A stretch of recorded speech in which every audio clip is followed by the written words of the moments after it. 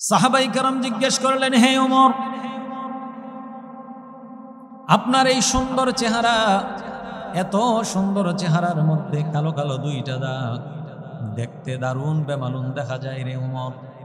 ও আমিরুল মুমিনিন, যদি একটু ঔষধ ব্যবহার করতেন, মলম ইউজ করতেন, আপনার চেহারার দাগগুলা দূর হয়ে যাইতো, চেহারার সৌন্দর্য ফুটে উঠতো, আপনাকে দারুণ দেখা যাইতো।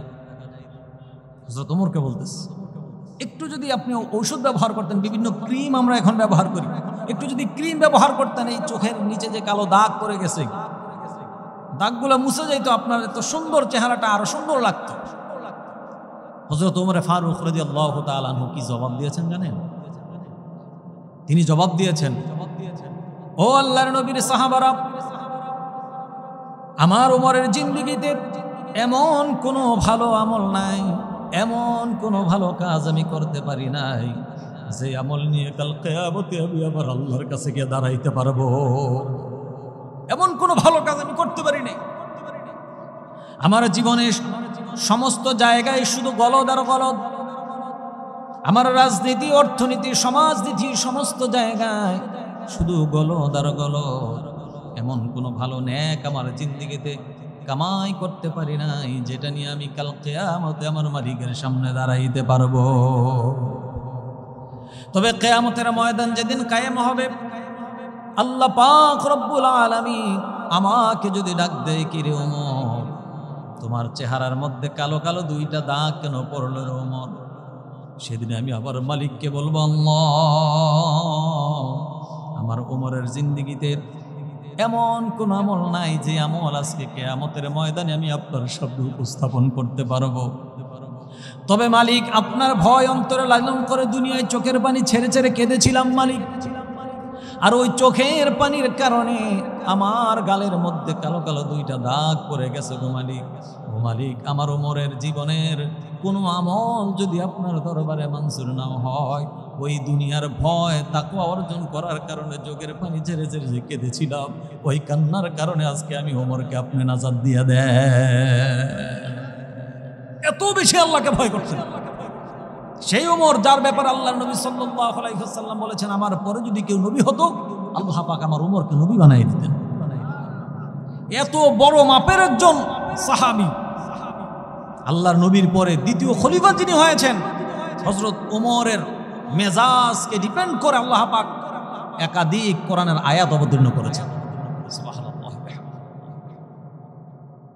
যিনি দুনিয়ায় থাকতে আল্লাহর জান্নাতের সুসংবাদ প্রাপ্ত সাহাবী, সেই ওমরের যদি আল্লাহর ভয়ের এই রকম কান্নাকাটি হয়, এত বেশি রোনাজারি যদি হয়, ও গোটা পৃথিবীর মুসলমান বলেন দেখে আমাদের সে আল্লাহর ভয়ে কি পরিমাণ কান্নাকাটি করা দরকার।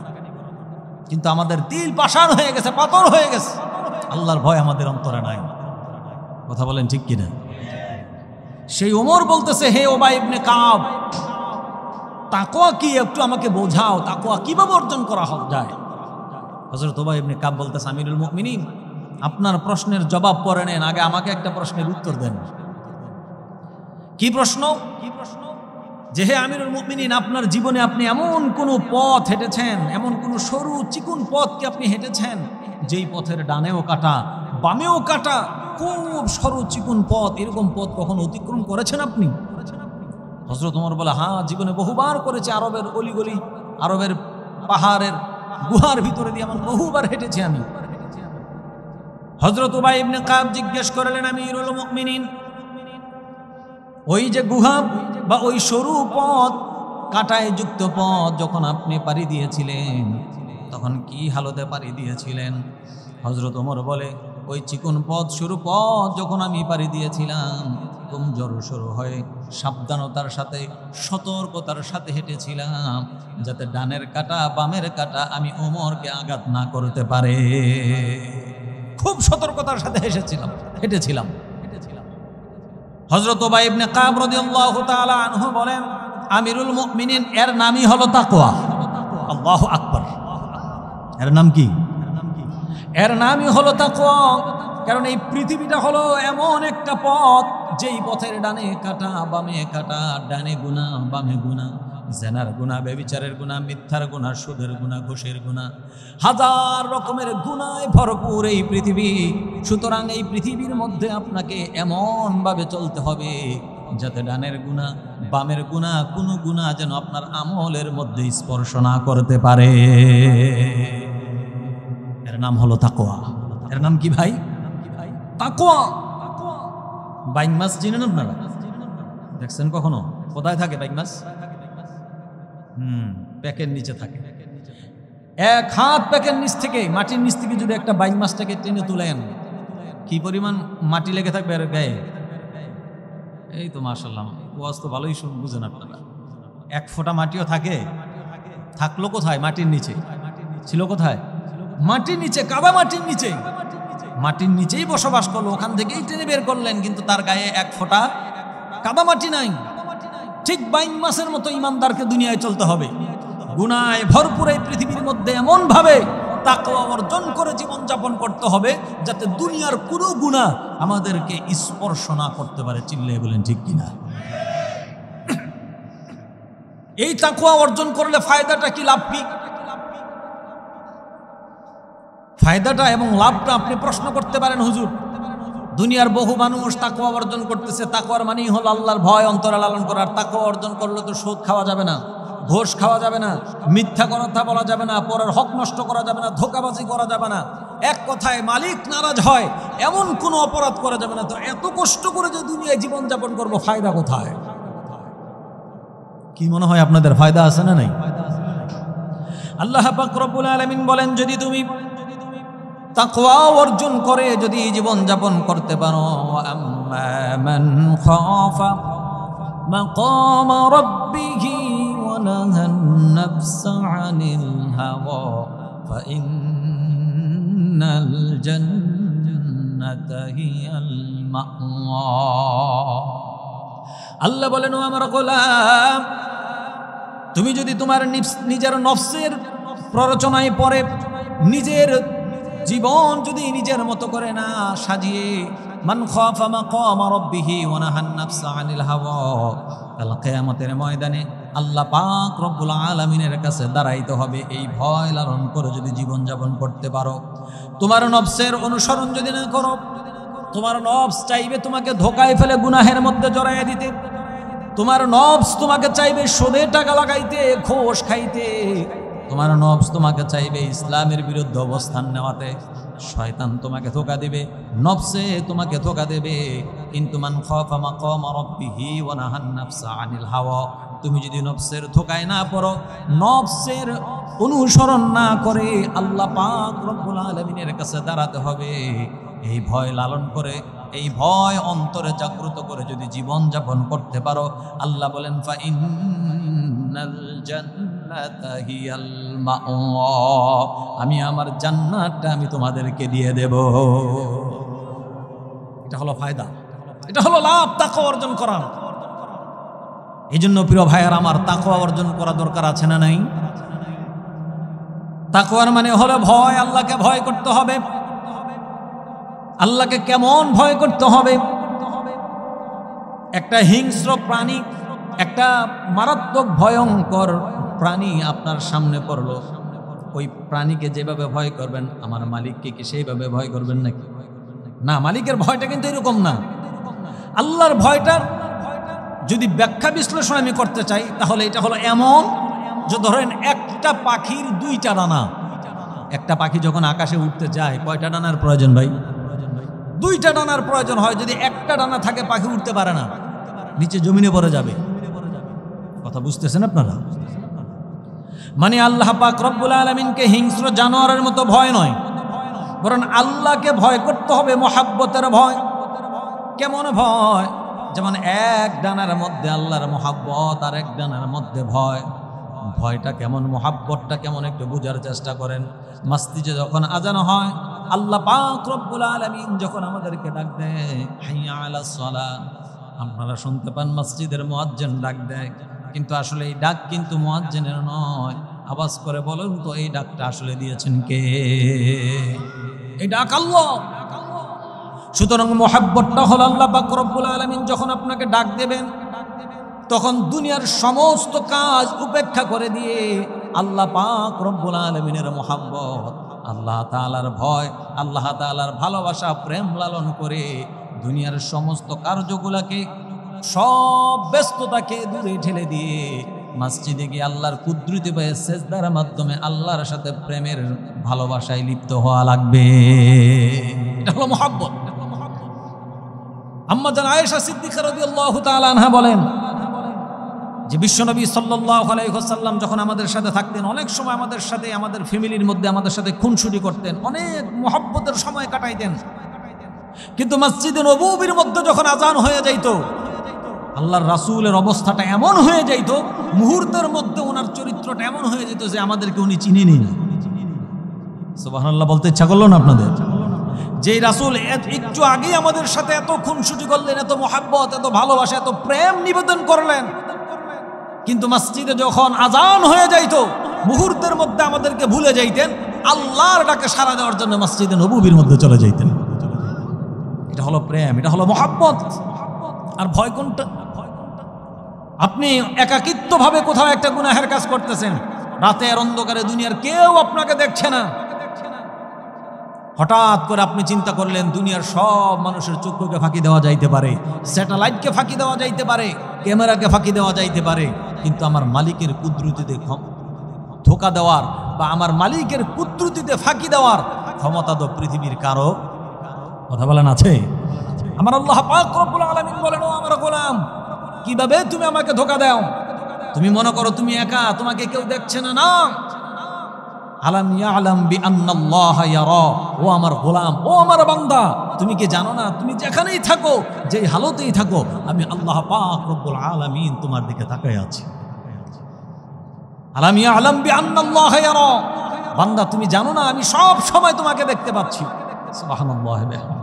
এই চিন্তা যখন বান্দা লালন করবে যে দুনিয়ার সমস্ত মানুষ ঘুমের ঘরে থাকতে পারে, দুনিয়ার সমস্ত মানুষকে আমি ফাঁকি দিতে পারি, কিন্তু আমার মালিককে তো আমি ফাঁকি দিতে পারবো না, এই চিন্তা করে সে অপরাধটা থেকে বেঁচে আসলো। এটা হলো ভয়।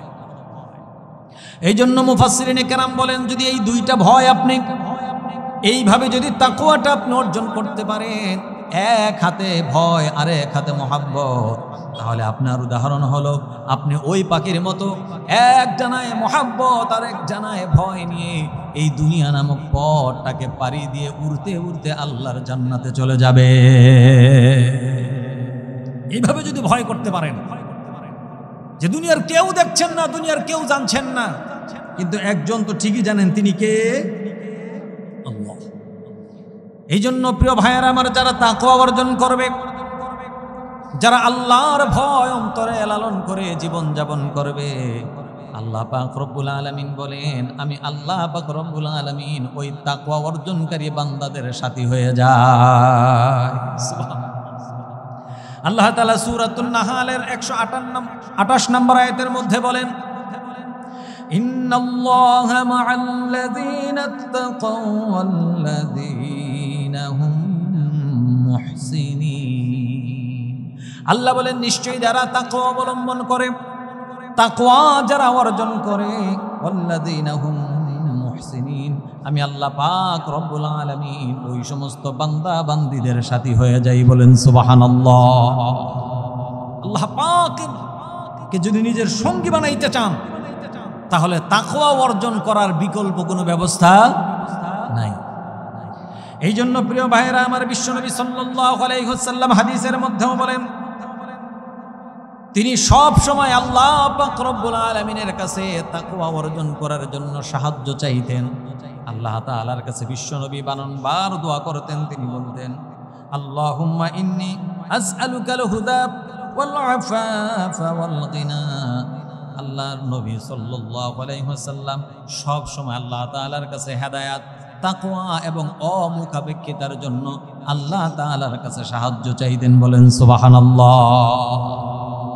আল্লাহর নবী সাল্লাল্লাহু আলাইহি ওয়াসাল্লাম সব সময় তাকওয়া অর্জন করার জন্য আল্লাহ তাআলার কাছে সাহায্য চাইতেন, যাতে আল্লাহ পাক রাসূলের দেহের ভিতরে, তার দিলের ভিতরে, তার মন মানসিকতার ভিতরে যেন আল্লাহর ভয়, আল্লাহর মুহাব্বত ঢুকায় দেয়। চিল্লিয়ে বলেন সুবহানাল্লাহ। কারণ আল্লাহর ভয় যদি কোনো বান্দার ভিতরে ঢুকে যায়, ওই বান্দা বান্দি দুনিয়ার আর কোনো পরাশক্তিকে সে কখনো ভয় করে না। কথা বলেন ঠিক কিনা? যাদের হৃদয় আছে আল্লাহর ভয়, তারা কবু পথ ভুলে যায় না। কথা বলেন ঠিক কিনা? আল্লাহর প্রেম ছাড়া এই দুনিয়ায় কারো কাছে কোনো কিছু চায় না। কথা বলেন ঠিক কিনা? কারণ আল্লাহর ভয় যার ভিতরে থাকবে সে দুনিয়ার কারো মুখাপেক্ষী হবে না, দুনিয়ার কারো কাছে সে কাউকে সে ভয়ও করবে না, কারণ সে জানে আমার আল্লাহ আমার সাথে আছে। চিল্লায় বলেন সুবহানাল্লাহ। এই জন্য বিশ্বনবী সাল্লাল্লাহু আলাইহি ওয়াসাল্লাম হাদিসের মধ্যেও বলেন, ইন্নাল্লাহা লা ইয়ানজুরু ইলা সুওয়ারিকুম ওয়া আমওয়ালিকুম ওয়ালাকিন ইয়ানজুরু ইলা কুলুবিকুম ওয়া আ'মালিকুম। আল্লাহ বলেন নিশ্চয়ই ইন্নাল্লাহা লা ইয়ানজুরু ইলা সুওয়ারিকুম ওয়া আমওয়ালিকুম। কিয়ামতের ময়দান যেদিন কায়েম হয়ে যাবে, আল্লাহ পাক রব্বুল আলামিন কোন বান্দার চেহারা দেখবে না, তার কত ক্ষমতা ছিল এটা দেখবে না, সে কত টাকার মালিক ছিল আল্লাহ পাক কোনো কিছুই দেখবে না, বরং আল্লাহ পাক রব্বুল আলামিন সেদিন দেখবে তার তাকওয়া এবং তার আমল। বলেন সুবহানাল্লাহ। আল্লাহ পাক শুধু তাকওয়া দেখবেন আর আমাদের আমল দেখবেন, যে আমরা আসলে আল্লাহ পাক রব্বুল আলামিনকে কতটা ভালোবেসেছিলাম, কতটা ভয় ওনাকে করেছিলাম। আল্লাহ এটা দেখবেন, কত সুন্দর আপনি ছিলেন, কত ক্ষমতা আপনার ছিল, কত টাকা কত বাড়ি গাড়ির মালিক আপনি ছিলেন, আল্লাহ পাক কিচ্ছু দেখবেন না। এই জন্য প্রিয় ভাইয়েরা আমার, তাকওয়া অর্জন করার বিকল্প কোনো ব্যবস্থা নাই। আল্লাহর ভয় যদি কোনো মানুষের ভিতরে ঢুকে যায়, মৃত্যুর ভয় যদি কোনো মানুষের অন্তরে ঢুকে যায়, জাহান্নামের আযাবের ভয় যদি কোনো মানুষের অন্তরে ঢুকে যায়, তাহলে ওই মানুষটা আল্লাহর ওলিতে রূপান্তরিত হয়ে যায়। ওই মানুষটা আল্লাহর ওলি হয়ে যায় যার ভিতর আল্লাহর ভয় ঢুকে যায়। কারণ সে চিন্তা করে এই দুনিয়াটায় আমি থাকতে আসি নাই। যতই আপনি ক্ষমতাসীন হন না কেন, যত টাকার মালিক আপনি হন না কেন, যত বড় ক্ষমতাশীল যত বড় পাওয়ারফুল নেতাই আপনি হন না কেন, বলেন তো দেখি দুনিয়ার মধ্যে আপনি আমি থাকতে পারবো নাকি? কথা বলেন না কেন? পারা যাবে? ক্ষমতার মালিক হন, আপনার ভয়ে দুনিয়ার মানুষ থরথর থরকতর করে কাঁপতে পারে, কিন্তু আপনার হায়াতের জিন্দেগি যখন ফুরিয়ে যাবে, 1 সেকেন্ড পরিমাণ পৃথিবীতে থাকার ক্ষমতা আপনার নাই। কথা বলেন ঠিক কিনা? তোমার ভয়ে থাকতো মানুষ ছিল বাহাদুরি, ভাবনি হাওয়ায় উড়া তুমি যে রঙিন ঘুরি। কথা বলেন ঠিক কিনা? তোমার ভয়ে থাকতো মানুষ ছিল বাহাদুরি, ভাবনি হাওয়ায় উড়া তুমি যে রঙিন ঘুরি। সুতো টান দিলে মালিক, ও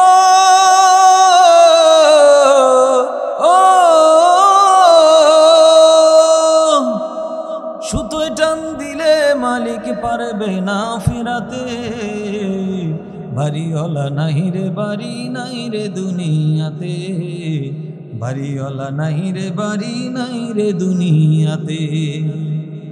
চোখেরই পলকে তুমি হতে পারো লাশ, চিরতরে বন্ধ হবে তোমারই নিঃশ্বাস।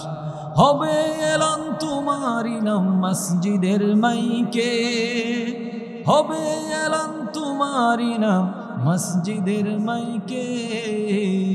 বাড়িওয়ালা নাহি রে বাড়ি নাই রে দুনিয়াতে, বাড়িওয়ালা নাহি রে বাড়ি নাই রে দুনিয়াতে। কথা বলেন ঠিক কিনা? এই চিন্তা যদি কোনো মানুষের ভিতরে ঢুকে যায় যে যেই কোনো সময় আমি লাশ হয়ে যাব, যেই কোনো মুহূর্তে আমার দেহ থেকে প্রাণ পাখি হয়ে চলে যাবে, এই চিন্তা যদি কোনো মানুষের ভিতরে ঢুকে যায়, বলেন তো সেই মানুষ বেনামাজি থাকতে পারে? সে মানুষ আল্লাহর নাফরমানি কোনো কাজ করতে পারে? এই জন্য আল্লাহ একাধিকবার বারংবার আমাদেরকে বুঝাইলেন, ও আমার গোলাম ভয় করো, ভয় করো আমি আল্লাহকে, ভয় করো মৃত্যুকে, ভয় করো একাকিত্ব কবরকে, ভয় করো আমার জাহান্নামের আগুনকে। এই জন্য প্রিয় ভাইয়েরা আমার, তাকওয়া অর্জন করার ব্যাপারে আল্লাহ পাক রব্বুল আলামিন এত বেশি গুরুত্ব আরোপ করেছেন। আল্লাহ তাআলা কোরআনে কারীমের মধ্যে বলেন, যদি কোনো বান্দা আমি আল্লাহকে ভয় করে, তাকওয়া যদি অর্জন করতে পারে, এই তাকওয়া এমন এক জিনিস, এই তাকওয়া তাকে শয়তানের ওয়াসওয়াস থেকে বাঁচাইয়া দিতে পারে। সুবহানাল্লাহ। আল্লাহ তাআলা সূরাতুল আরাফের 201 নম্বর আয়াতের মধ্যে বলেন, ইন্নাল্লাযীনা তাকাউ ইযা মাসসাহুম তাইফুম মিনাশ শাইতান তাযাক্কারু ফাইযা হুম মুবসিরুন।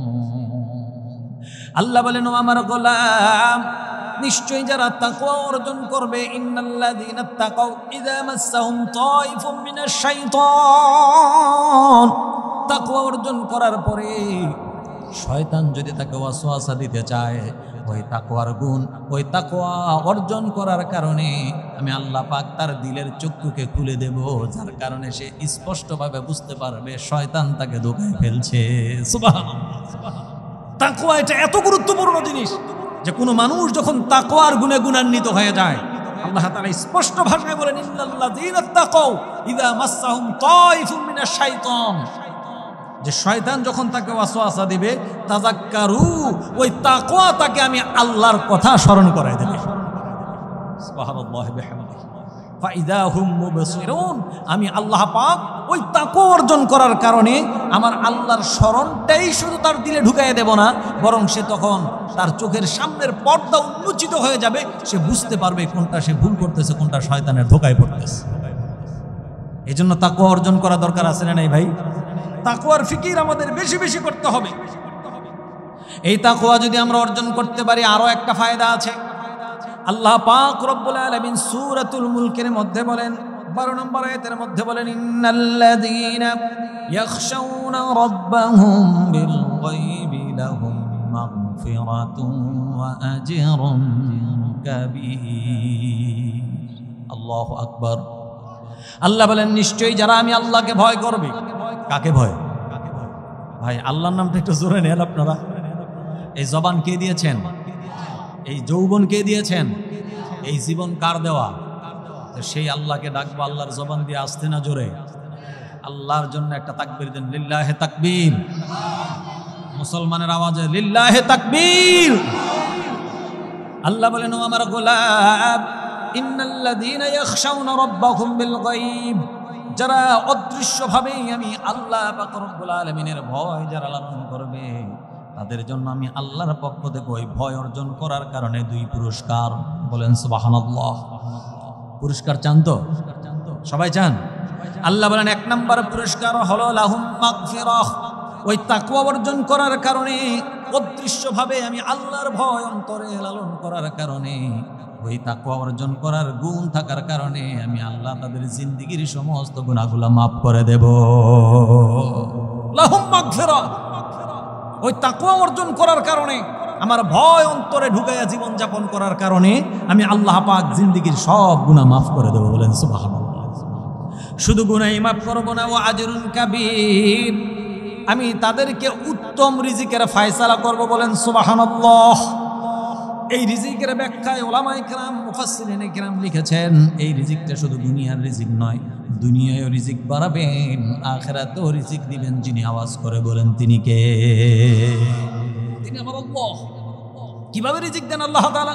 তাকওয়া অর্জন করার কারণে।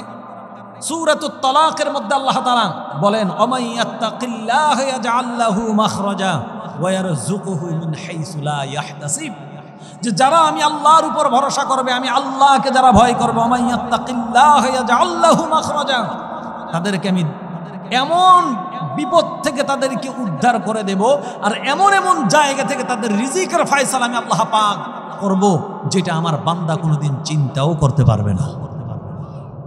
ওমাই ইয়াত্তাকিল্লাহ ইয়াজআল লাহু মাখরাজা ওয়া ইয়ারযুকুহু মিন হাইসু লা ইয়াহতাসিব, আমি এমন জায়গা থেকে তার রিজিকের ব্যবস্থা করব যেটা দুনিয়ার বান্দাবান্দি কোনোদিন কল্পনাও করতে পারে না।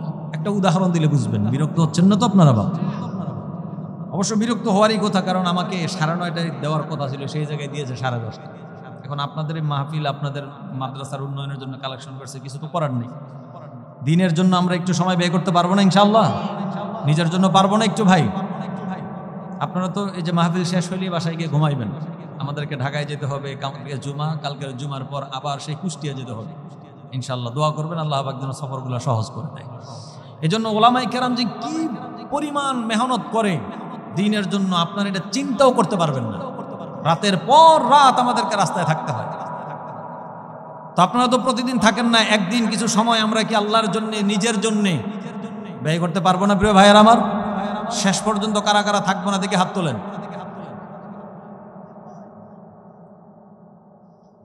প্যাস লাগছে? ২,৫০০ ভাইয়েরা প্যাস লেগে গেল? থাকবো তো ইনশাআল্লাহ। ওমান ইয়াত্তাকিল্লাহ ইয়াজআল লাহু মাখরাজা ওয়া ইয়ারযুকুহু মিন হাইসু লা ইয়াহতাসিব। আল্লাহ বলেন, যখন কোনো মানুষ তাকওয়া অর্জন করবে, আমি আল্লাহ পাক রব্বুল আলামিনকে যে ভয় করবে, তার মুক্তির এমন ব্যবস্থা আমি করে দেব, আর তার রিজিকের ফয়সালা আমি এমন জায়গা থেকে করব যেটা আমার বান্দা তুমি কোনোদিন কল্পনাও করতে পারবা না। রিজিকের ফয়সালা যিনি করেন তিনি কে? আওয়াজ দিয়ে বলতে হবে, তিনি কে? গোটা বিশ্ব জগতের সমস্ত মাখলুকাতের যিনি রিজিক দেন তিনি হলেন আমার আল্লাহ সুবহানাহু ওয়া তাআলা। চিল্লায়ে বলেন ঠিক কিনা? আল্লাহ তাআলা বলেন, ওয়া মিন দাব্বাতিন ফিল আরদি ইল্লা আলাল্লাহি রিজকুহা। আল্লাহ বলেন, পৃথিবীর মধ্যে এমন কোনো বিচরণশীল প্রাণী নাই যেগুলার রিজিকের প্রয়োজন হয়, আর এগুলার রিজিকের দায়িত্ব আমি আল্লাহ গ্রহণ করি নাই, এমন কোনো পৃথিবীর মধ্যে কোনো মাখলুকাত নাই। বলেন সুবহানাল্লাহ। যত মাখলুকাত পৃথিবীর মধ্যে আছে, সমস্ত মাখলুকাতের রিজিকের জিম্মাদারি যিনি নিয়েছেন তিনি হলেন আল্লাহ সুবহানাহু ওয়া তাআলা। চিল্লায়ে বলেন ঠিক কিনা? আল্লাহ বলেন, ইন্নাল্লাহা হুয়ার রাজ্জাকু যুল কুওয়াতিল মাতিন। গোটা বিশ্ব জগতের সব কিছুকে যিনি রিজিক দেন তিনি কে? সে আল্লাহ বলেন, যদি আমি আল্লাহকে ভয় করতে পারো, তাকওয়া যদি অর্জন করতে পারো, এমন এমন জায়গা থেকে তোমার রিজিক আমি ব্যবস্থা করব যেটা মানুষ তুমি কোনোদিন কল্পনাও করতে পারবা না। একটা উদাহরণ দিচ্ছি। আল আজহার ইউনিভার্সিটির নাম শুনছেন না আপনারা? আল আজহার ইউনিভার্সিটির একটা ঘটনা আছে।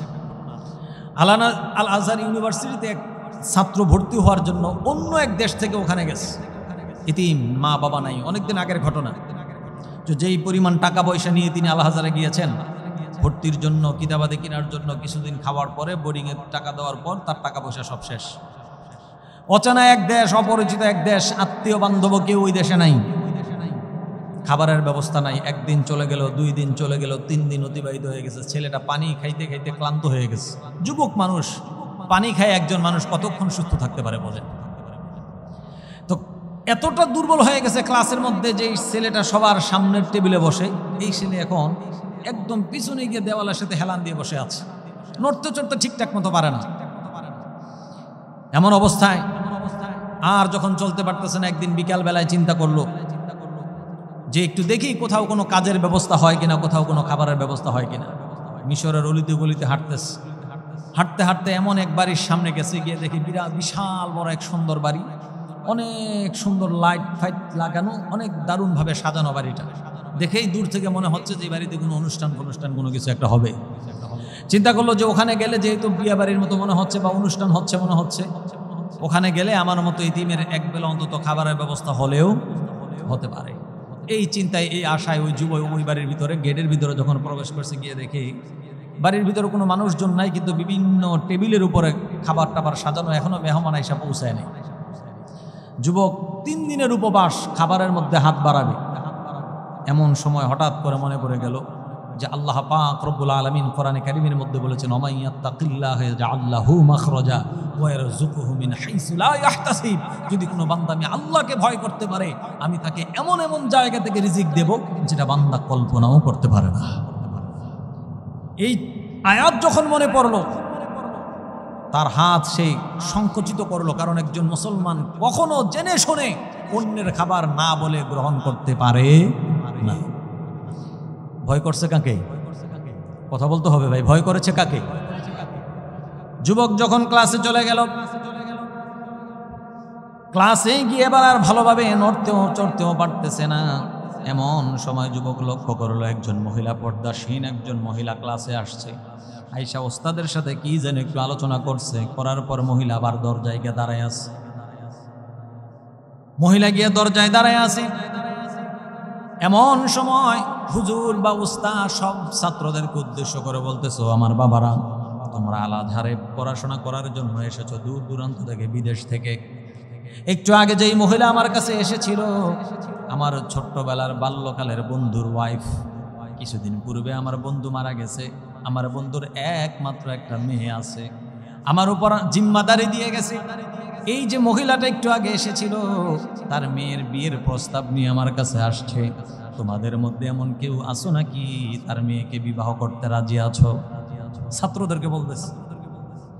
ছাত্রদেরকে উদ্দেশ্য করে ওস্তাদ যখন এই কথাগুলো বলছেন, উস্তাদ তো যারা ভালো উস্তাদ ছাত্রদের চেহারার দিকে তাকাইলেই সব বুঝেন। ওই ক্লাসের মধ্যে ওই যুবক ছেলেটা ছিল সবচাইতে সুন্দর, সবচাইতে সুদর্শন। ওই যুবক ছেলেকে উদ্দেশ্য করে উস্তাদ বলতেছে, বাবা তুমি কি বিবাহ করতে রাজি আছো নাকি? যুবক চোখের পানি ছেড়ে কান্না শুরু করে দিয়েছে, উস্তাদ আপনি আমাকে বিবাহের প্রস্তাব দেন, অথচ গত 3 দিন পর্যন্ত পানি ছাড়া আমার পেটের মধ্যে কোনো কিছু দিতে পারি নাই। আপনি আমাকে বিবাহের প্রস্তাব দিচ্ছেন যেখানে নিজেই খাইতে পারি না, যেখানে নিজেই খাবারের ব্যবস্থা করতে পারি না। বিবাহ করলে স্ত্রীকে খাওয়াবো কি?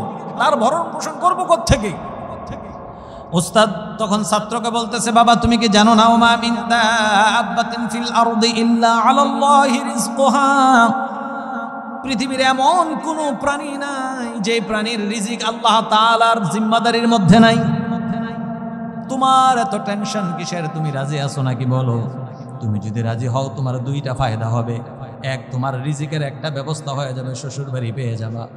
দ্বিতীয়ত এই দেশে তোমার আত্মীয় স্বজন কেউ নাই, একটা আত্মীয়র বন্দোবস্ত হয়ে যাবে। তুমি এমনি 3 দিন খাইতে পারতেছো না, বিবাহ হইলে অন্তত শ্বশুর বাড়িতে খাবারের ব্যবস্থাটা তো হবে। যুবক চিন্তা করলো যে প্রস্তাবটা একেবারে তো খারাপ নয়, আমার তো এমনিতেও চলার কোনো ব্যবস্থা নাই। বলতেছে, ওস্তাদ যদি আপনি ভালো মনে করেন তাহলে আমি বিবাহতে রাজি আছি।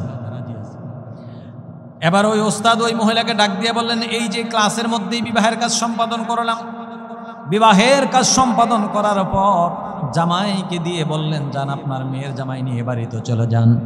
মেয়ের জামাইকে নিয়ে মহিলা বাড়িতে চলে গেলেন।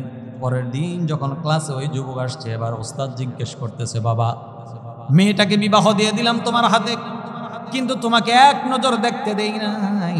তুমি না দেখেই শুধু আমার কথার উপর ডিপেন্ড করে বিবাহের মধ্যে রাজি হয়ে গিয়েছো। বাবা বলো দেখি, মেয়ে তোমার পছন্দ হয়েছে কিনা, স্ত্রীকে তোমার পছন্দ হয়েছে কিনা বলো দেখি। ওস্তাদ যখন এই কথাগুলো বলছেন, ছেলেটা চোখের পানি ছেড়ে কান্না শুরু করে দিচ্ছে। বলেন এই অবস্থায় ওস্তাদের মানসিক অবস্থাটা কি হয়েছে? হায় হায়, আমার এত ক্লাসের ভালো একজন ছাত্র, নিশ্চয়ই তার জীবনটাকে আমি কি করে দিছি, নষ্ট করে দিলাম। ও বাবা কান্নাকাটি কেন করছো? বউ কি পছন্দ হয় নাই? তোমার বিবি কি তোমার পছন্দ হয় নাই? কাঁদছো কেন? প্রিয় ভাইয়েরা, আমার একটা কথা ভালোভাবে জানবেন, পৃথিবীর মধ্যে চোখের পানি কান্না 2 প্রকারের। একটা মানুষ দুঃখের কারণে কান্নাকাটি করে, আর একটা আনন্দের জন্য কান্নাকাটি করে। কথা বলেন ঠিক কিনা? আপনার ছেলে হঠাৎ করে ঢাকা ইউনিভার্সিটিতে চান্স পেয়েছে, ঢাকা মেডিকেলে চান্স পেয়েছে, দেখবেন খবরটা শোনার পর বাবা মায়ের চোখের মধ্যে পানি চলে আসছে। আসে কিনা? এই যে চোখের পানিটা আসছে, এটা কি দুঃখের?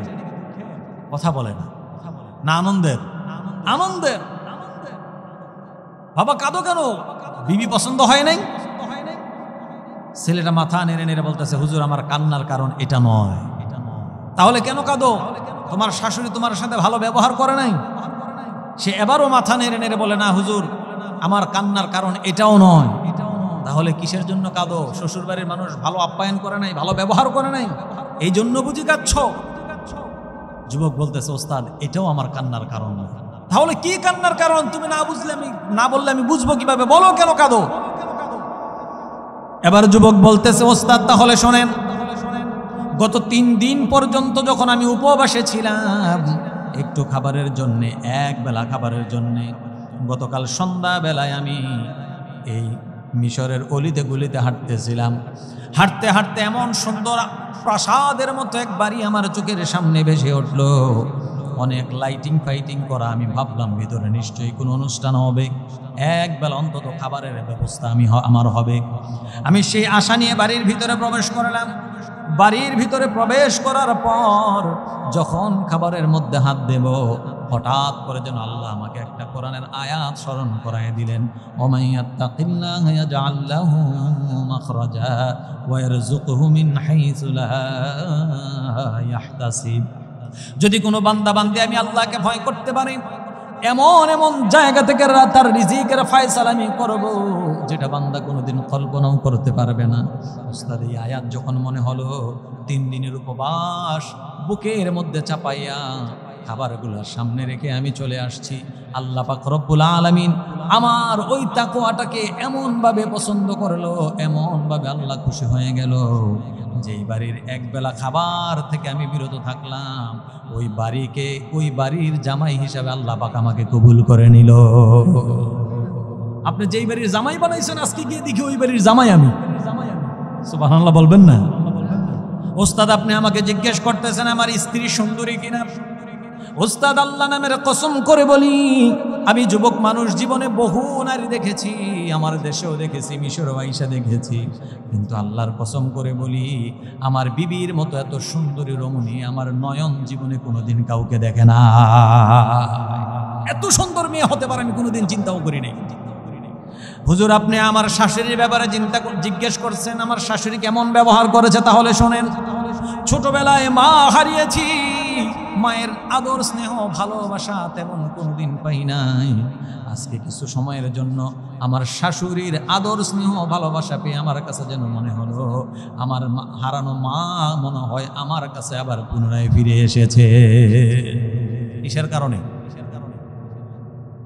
ওয়াজ বুঝে না, কিসের কারণে বলতে হবে? একমাত্র আল্লাহকে ভয় করার কারণে, তাকওয়া অর্জন করার কারণে। আপনি আমাকে জিজ্ঞেস করতেছেন আমার শ্বশুর বাড়ির মানুষ আমাকে আপ্যায়ন করেছে কিনা। আমাকে এমন আপ্যায়ন করেছে, আমি একজন এতিম, যে আপ্যায়ন আমার জিন্দেগিতে আমি কোনোদিন কল্পনাও করি নাই। এই জন্য আল্লাহ বলেন, ওয়া মান ইয়াত্তাকিল্লাহা ইয়াজআল লাহু মাখরাজা ওয়া ইয়ারযুকুহু মিন হাইসু লা ইয়াহতাসিব। আমার উপর যদি কোনো বান্দা বান্দি ভয় করে, আমি আল্লাহর উপর যদি ভরসা করতে পারে, তাহলে আমি তাকে এমন এমন জায়গা থেকে রিজিকের ফয়সালা করব যেটা বান্দা কোনোদিন কল্পনাও করতে পারবে না। চিল্লায়ে বলেন সুবহানাল্লাহ। এই জন্য প্রিয় ভাইয়েরা আমার, তাকওয়ার বিকল্প কোনো ব্যবস্থা নাই। যদি আপনাকে ইমানদার হতে হয়, আল্লাহর মহব্বতের পাত্র পাত্রী যদি হতে চান, তাকওয়ার বিকল্প কোনো ব্যবস্থা আছে নাকি? আল্লাহ তাআলা বলেন, ইন্নাল্লাহা ইউহিব্বুল মুত্তাকিন, নিশ্চয় আমি আল্লাহ পাক রব্বুল আলামিন যারা তাকওয়া অর্জন করে তাদেরকে ভালোবাসি। আল্লাহ পাক নিজে বলছেন, ইন্নাল্লাহা ইউহিব্বুল মুত্তাকিন, নিশ্চয়ই আমি আল্লাহ তাদেরকে ভালোবাসি যারা আমি আল্লাহকে ভয় করে। চিল্লায়ে বলেন সুবহানাল্লাহ। আল্লাহর ভালোবাসা পাইতে চাই আমরা? কথা বলেন না কেন? আল্লাহর ভালোবাসা পাইতে চাই? আল্লাহর অনুগ্রহ ছাড়া, আল্লাহর ভালোবাসা ছাড়া আমাদের কোনো পথ নাই। প্রিয় ভাইয়েরা আমার, আল্লাহর ভালোবাসা আমাদের দুনিয়ায়ও দরকার, আল্লাহর ভালোবাসা আমাদের আখিরাতেও দরকার। চিল্লায়ে বলেন ঠিক কিনা? কারণ আল্লাহর অনুগ্রহ ছাড়া, আল্লাহর ভালোবাসা ছাড়া দুনিয়ায়ও শান্তি পাবো না, আখিরাতেও মুক্তির কোনো ব্যবস্থা। এই জন্য প্রিয় ভাইয়েরা আমার, আল্লাহ তাআলা কোরআনে কারীমের মধ্যে আরেক জায়গায় বলেন, ইয়া আইয়ুহাল্লাযীনা আমানুত্তাকুল্লাহা হাক্কা তুকাতিহি ওয়া লা তামুতুন্না ইল্লা ওয়া আনতুম মুসলিমুন। আল্লাহ বলেন, ও আমার গোলাম, তোমরা যদি ঈমানদার হও, ইয়া আইয়ুহাল্লাযীনা আমানুত্তাকুল্লাহ, তাহলে আমি আল্লাহকে ভয় করো। কাকে ভয় করতে হবে বলেন? আপনি যদি ঈমানদার হন, আল্লাহ বলেন, ইয়া আইয়ুহাল্লাযীনা আমানুত্তাকুল্লাহ, তুমি যদি ঈমানের দাবিতে নিজেকে অবিচল রাখতে চাও, নিজেকে যদি ঈমানদার বলে ঘোষণা দিতে চাও, আমি আল্লাহকে ভয় করো। কেমন ভয় করতে হবে? আমানুত্তাকুল্লাহ হাক্কা তুকাতিহি, ওইভাবে ভয় করো যেইভাবে আমি আল্লাহকে ভয় করা দরকার। যেমন ভাবে ভয় করতে হবে আল্লাহ তাআলাকে, ঠিক ওইভাবে ভয় করো। এখানে একটা মারাত্মক কথা আল্লাহ তাআলা বলে দিয়েছেন, ওয়ালা তামুতুন্না ইল্লা ওয়া আনতুম মুসলিমুন। সাবধান, খবরদার মুসলমান না হয়ে কিন্তু মইরো না। কি বলেছেন? মুসলমান না হয়ে মৃত্যুবরণ করিও না। আমরা তো সবাই এখন নামের মুসলমান। আমার বাবা মুসলমান ছিল, আমার দাদা মুসলমান ছিল, আমি মুসলমানের ঘরের মুসলমান। কথা বলেন না কেন? কিন্তু আসলে মুসলমান কারে বলে, মুসলমানের সংজ্ঞা কি, এটাই আমরা জানি না। কথা কোন? আমরা নিজেদেরকে মুসলমান বলে দাবি করি, নিজেদেরকে একজন ইসলামের মানুষ হিসেবে দাবি করি, অথচ ইসলামের গণ্ডির বাহিরে হাজার অপকর্ম আমরা করি। কথা কোন না কেন? মুসলমান বলে দাবি করে, অথচ নিজের মেয়ের বিবাহের মধ্যে, নিজের ছেলের বিবাহের মধ্যে ডিজে গান না বাজাইলে তার বিয়ে মনে হয় জমেই না। এই প্রবলেম আপনাদের এলাকায় আছে কিনা জানি না, আমি ঢাকার কথা বলতেছি। আপনাদের এলাকায় কম? মাশাআল্লাহ, আল্লাহর ওলি সব এই এলাকায়, আলহামদুলিল্লাহ। কম থাকলে আরো ভালো, একদম না থাকলে তো আরো আলহামদুলিল্লাহ। এমন বহু হাজী সাহেবেরও ঘটনা আমরা জানি। হাজী সাহেব বছর বছর হজ করে, কিন্তু মেয়ের বিবাহের সময় ডিজে গান ব্যবহার করে তো করেই, ঢাকা থেকে নর্তকী না রাতের বেলায় নাচায়ও। কথা বলেন না কেন? আবার মুসলমান দাবি করে, এমন মুসলমান ডাকাত আছে না নাই? চিল্লাই বলে নামাজ নাই, হজ নাই, রোজা নাই, কিচ্ছু নাই, দাবি করে মুসলমান। কথা বলেন ঠিক কিনা?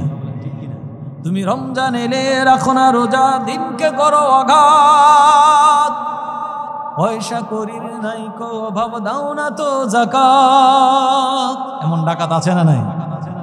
তুমি ইমানদারির বড়াই করো নাই তোমার ইমান, ইমানদারির বড়াই করো নাই তোমার ইমান।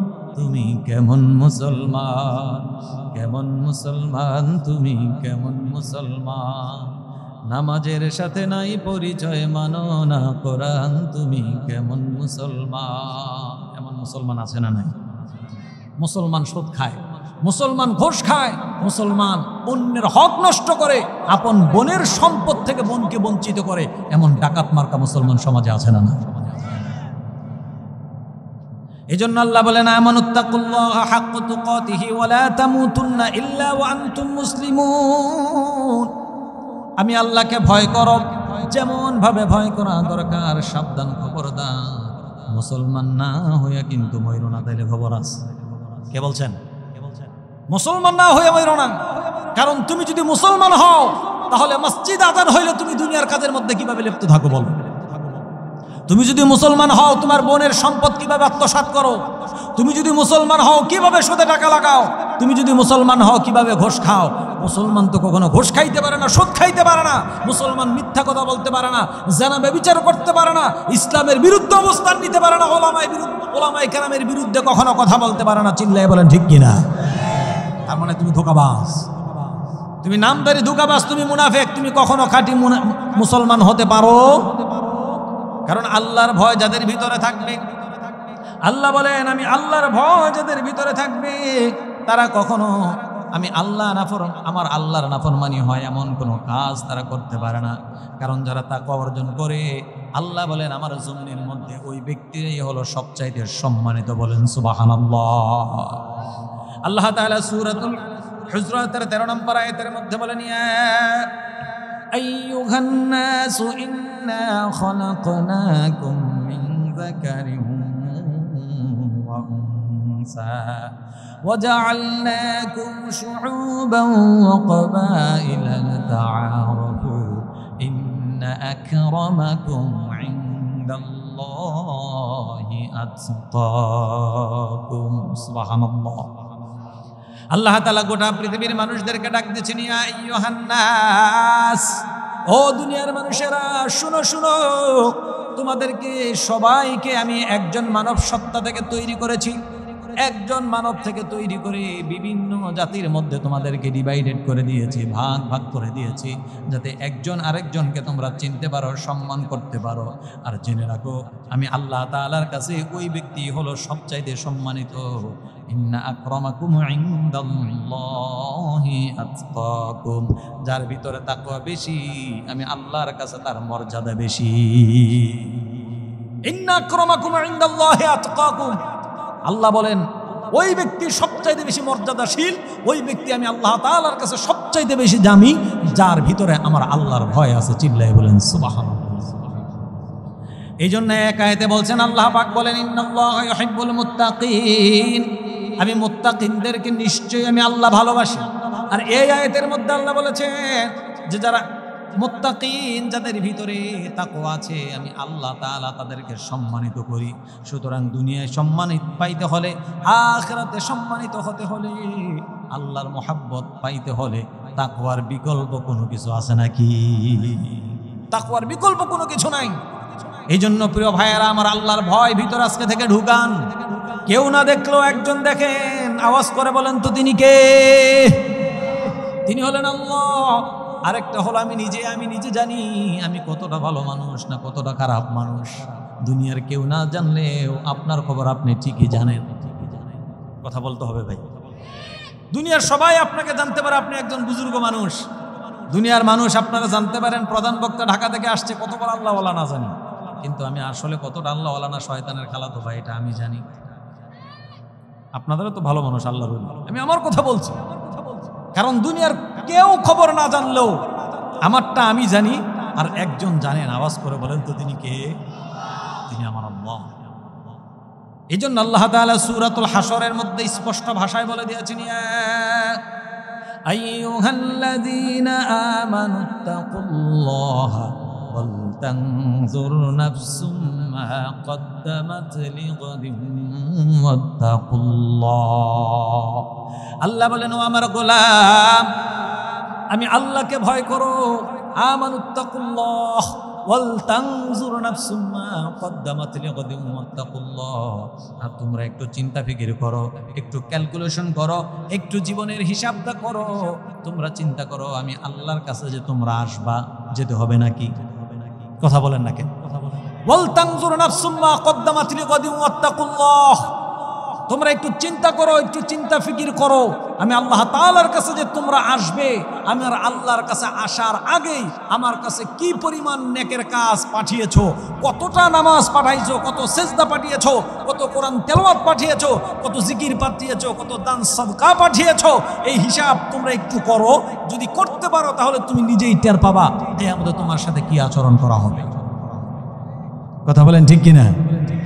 এই জন্য পৃথিবীর কেউ না জানলো আমি জানি কতটা গুনাহ আমি করেছি, আর আল্লাহ জানে। চিল্লায় বলেন ঠিক কিনা? পৃথিবী না জানুক আমি তো জানি, আমি কি পাপ করেছি, আমার পাপের করলে বিচার, বাঁচার আমার নাই উপায়, দয়াময় তুমি মাফ করো আমায়, মাফ করো আমায়। জোরে বলেন আমিন। আল্লাহ পাক যদি আমাদেরকে ক্ষমা না করে, আমাদেরকে যদি মাফ না করে, আমাদের কোনো উপায় থাকবে? এই জন্য আল্লাহ বলেন, ইয়া আইয়ুহাল্লাযীনা আমানুত্তাকুল্লাহ, ও গোটা পৃথিবীর ইমানদারেরা, আমি আল্লাহকে ভয় করো আর চিন্তা করো কি আমি আল্লাহর কাছে পাঠাইছো, এই বিষয়টা নিয়ে একটু চিন্তা ভাবনা করো। কে বলেছেন?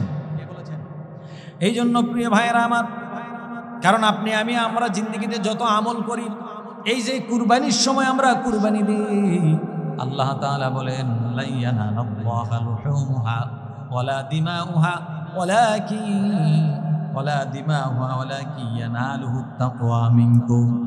তোমাদের কুরবানির গোশত, তোমাদের কুরবানির রক্ত, কোনো কিছু আমি আল্লাহ তাআলার কাছে পৌঁছায় না, বরং আমি আল্লাহ তাআলার কাছে পৌঁছাই তোমাদের তাকওয়া। আল্লাহ তাআলার কাছে পৌঁছায় বান্দার তাকওয়া। এই জন্য প্রিয় ভাইয়ারা আমার, আল্লাহর ভয় অন্তরে ঢুকানো দরকার আছে না নাই? সাহাবায়ে কেরাম কিভাবে আল্লাহকে ভয় করতেন? হযরত ওসমান ফারুক রাদিয়াল্লাহু তাআলা আনহু, হযরত ওসমান গনি রাদিয়াল্লাহু তাআলা আনহু, তিনি যখন কোনো কবরের কাছে যাইতেন, কবরের কিনারে যাইলে এত কাঁদতেন, এত কাঁদতেন, ওনার চোখের পানিগুলা, গালগুলা ভিজে ভিজে, ধাড়িগুলা ভিজে ভিজে ঝরনার ফোঁটার মতো জমিনের মধ্যে পড়তো। অন্যান্য সাহাবারা বললেন, হে ওসমান, আপনার সামনে জাহান্নামের ভয়াবহতার বর্ণনা করা হয়, আপনার সামনে বিভিন্ন আযাব গজবের আলোচনা করা হয়, এত বেশি কাঁদতে দেখি না, কবরের কিনারে আসলে পরে এত কেন কাঁদেন, এত কেন কাঁদেন? হযরত ওসমান তখন বলল কি জানেন নাকি?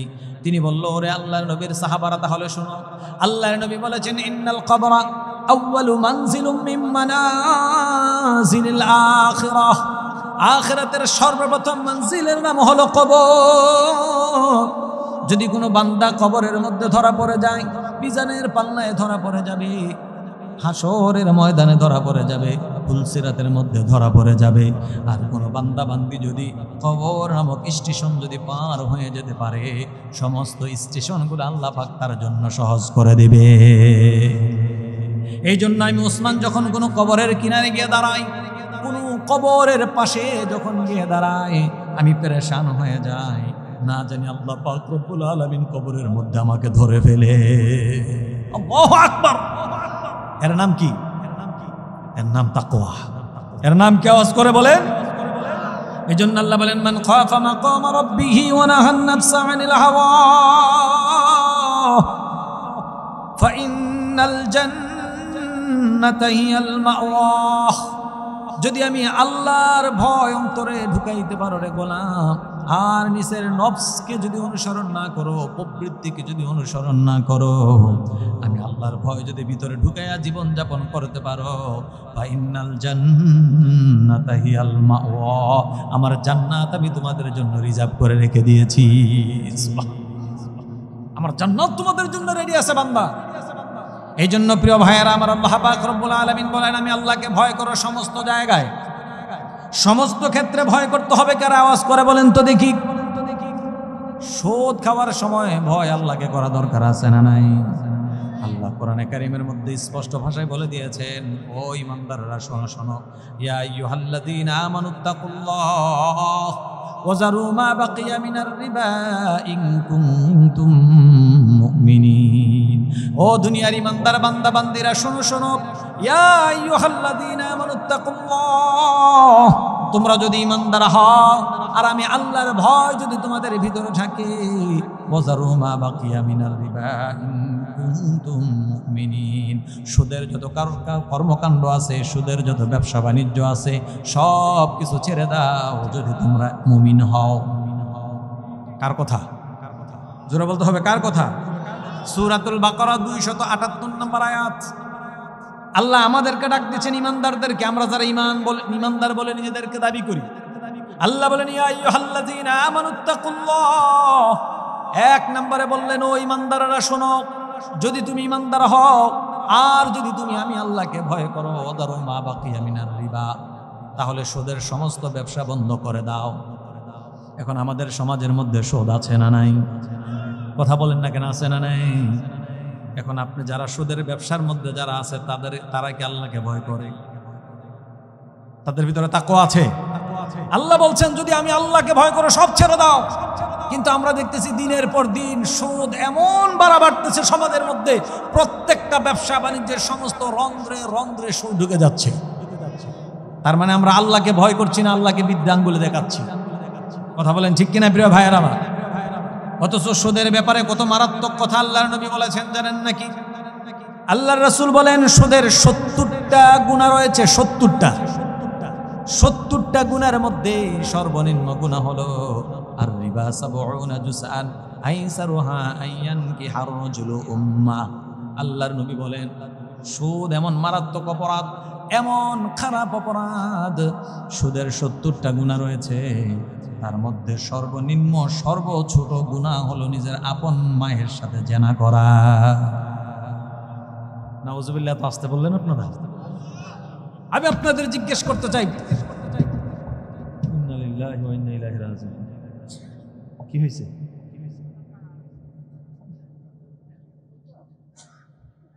আল্লাহ হেফাজত করেছে।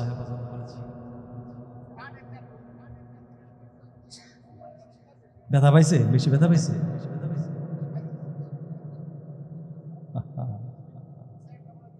আল্লাহ হেফাজত করছে। প্রিয় ভাইয়ের আমার, আল্লাহ তাআলা বলেন, ইয়া আইয়ুহাল্লাযীনা আমানুত্তাকুল্লাহ, যদি তোমরা ঈমানদার হও আর আমি আল্লাহর ভয় যদি তোমাদের ভিতরে থাকে, তাহলে আমি আল্লাহকে ভয় করলে পরে সুদের যত ব্যবসা আছে সব ছেড়ে দাও। কার কথা? রাসূল বলেছেন, সুদের 70টা অধিক গুনাহ রয়েছে, তার মধ্যে সর্বনিম্ন গুনাহ হলো মায়ের সাথে জিনা করা। আপনাদের জিজ্ঞেস করতে চাই, পৃথিবীর মধ্যে এমন কোন সন্তান আছে নাকি নিজের মায়ের সাথে ব্যভিচার করতে পারে? কথা বলেন না কেন? আমি আপনাদেরকে জিজ্ঞেস করতে চাই, কুকুরের গোশত খাওয়া আমাদের জন্য কি? শুকরের গোশত খাওয়া কি? আজকে মাহফিলের তাবারুকের ব্যবস্থা আছে নাকি? আলহামদুলিল্লাহ। যদি এখন আমি এখানে ঘোষণা করি আজকে আপনাদের জন্য তাবারুকের ব্যবস্থা করা হয়েছে, খুব দারুণ বিরিয়ানির ব্যবস্থা করা হয়েছে শুকরের গোশত দিয়া, আপনারা সবাই বসবেন, আপনাদের জন্য শুকুরের গোস্তের চমৎকার বিরিয়ানি করা হয়েছে। কারা কারা থাকবেন হাত তোলেন। কথা কন না কেন? থাকবেন কেউ? কেন থাকবেন না? মাশাআল্লাহ, চমৎকার জবাব। কেন থাকবেন না বলেন আরো জোরে। যদি বলি কুকুরের গোস্ত দিয়ে করা হয়েছে, হারাম। যদি বলি সুদের টাকা দা করা হয়েছে,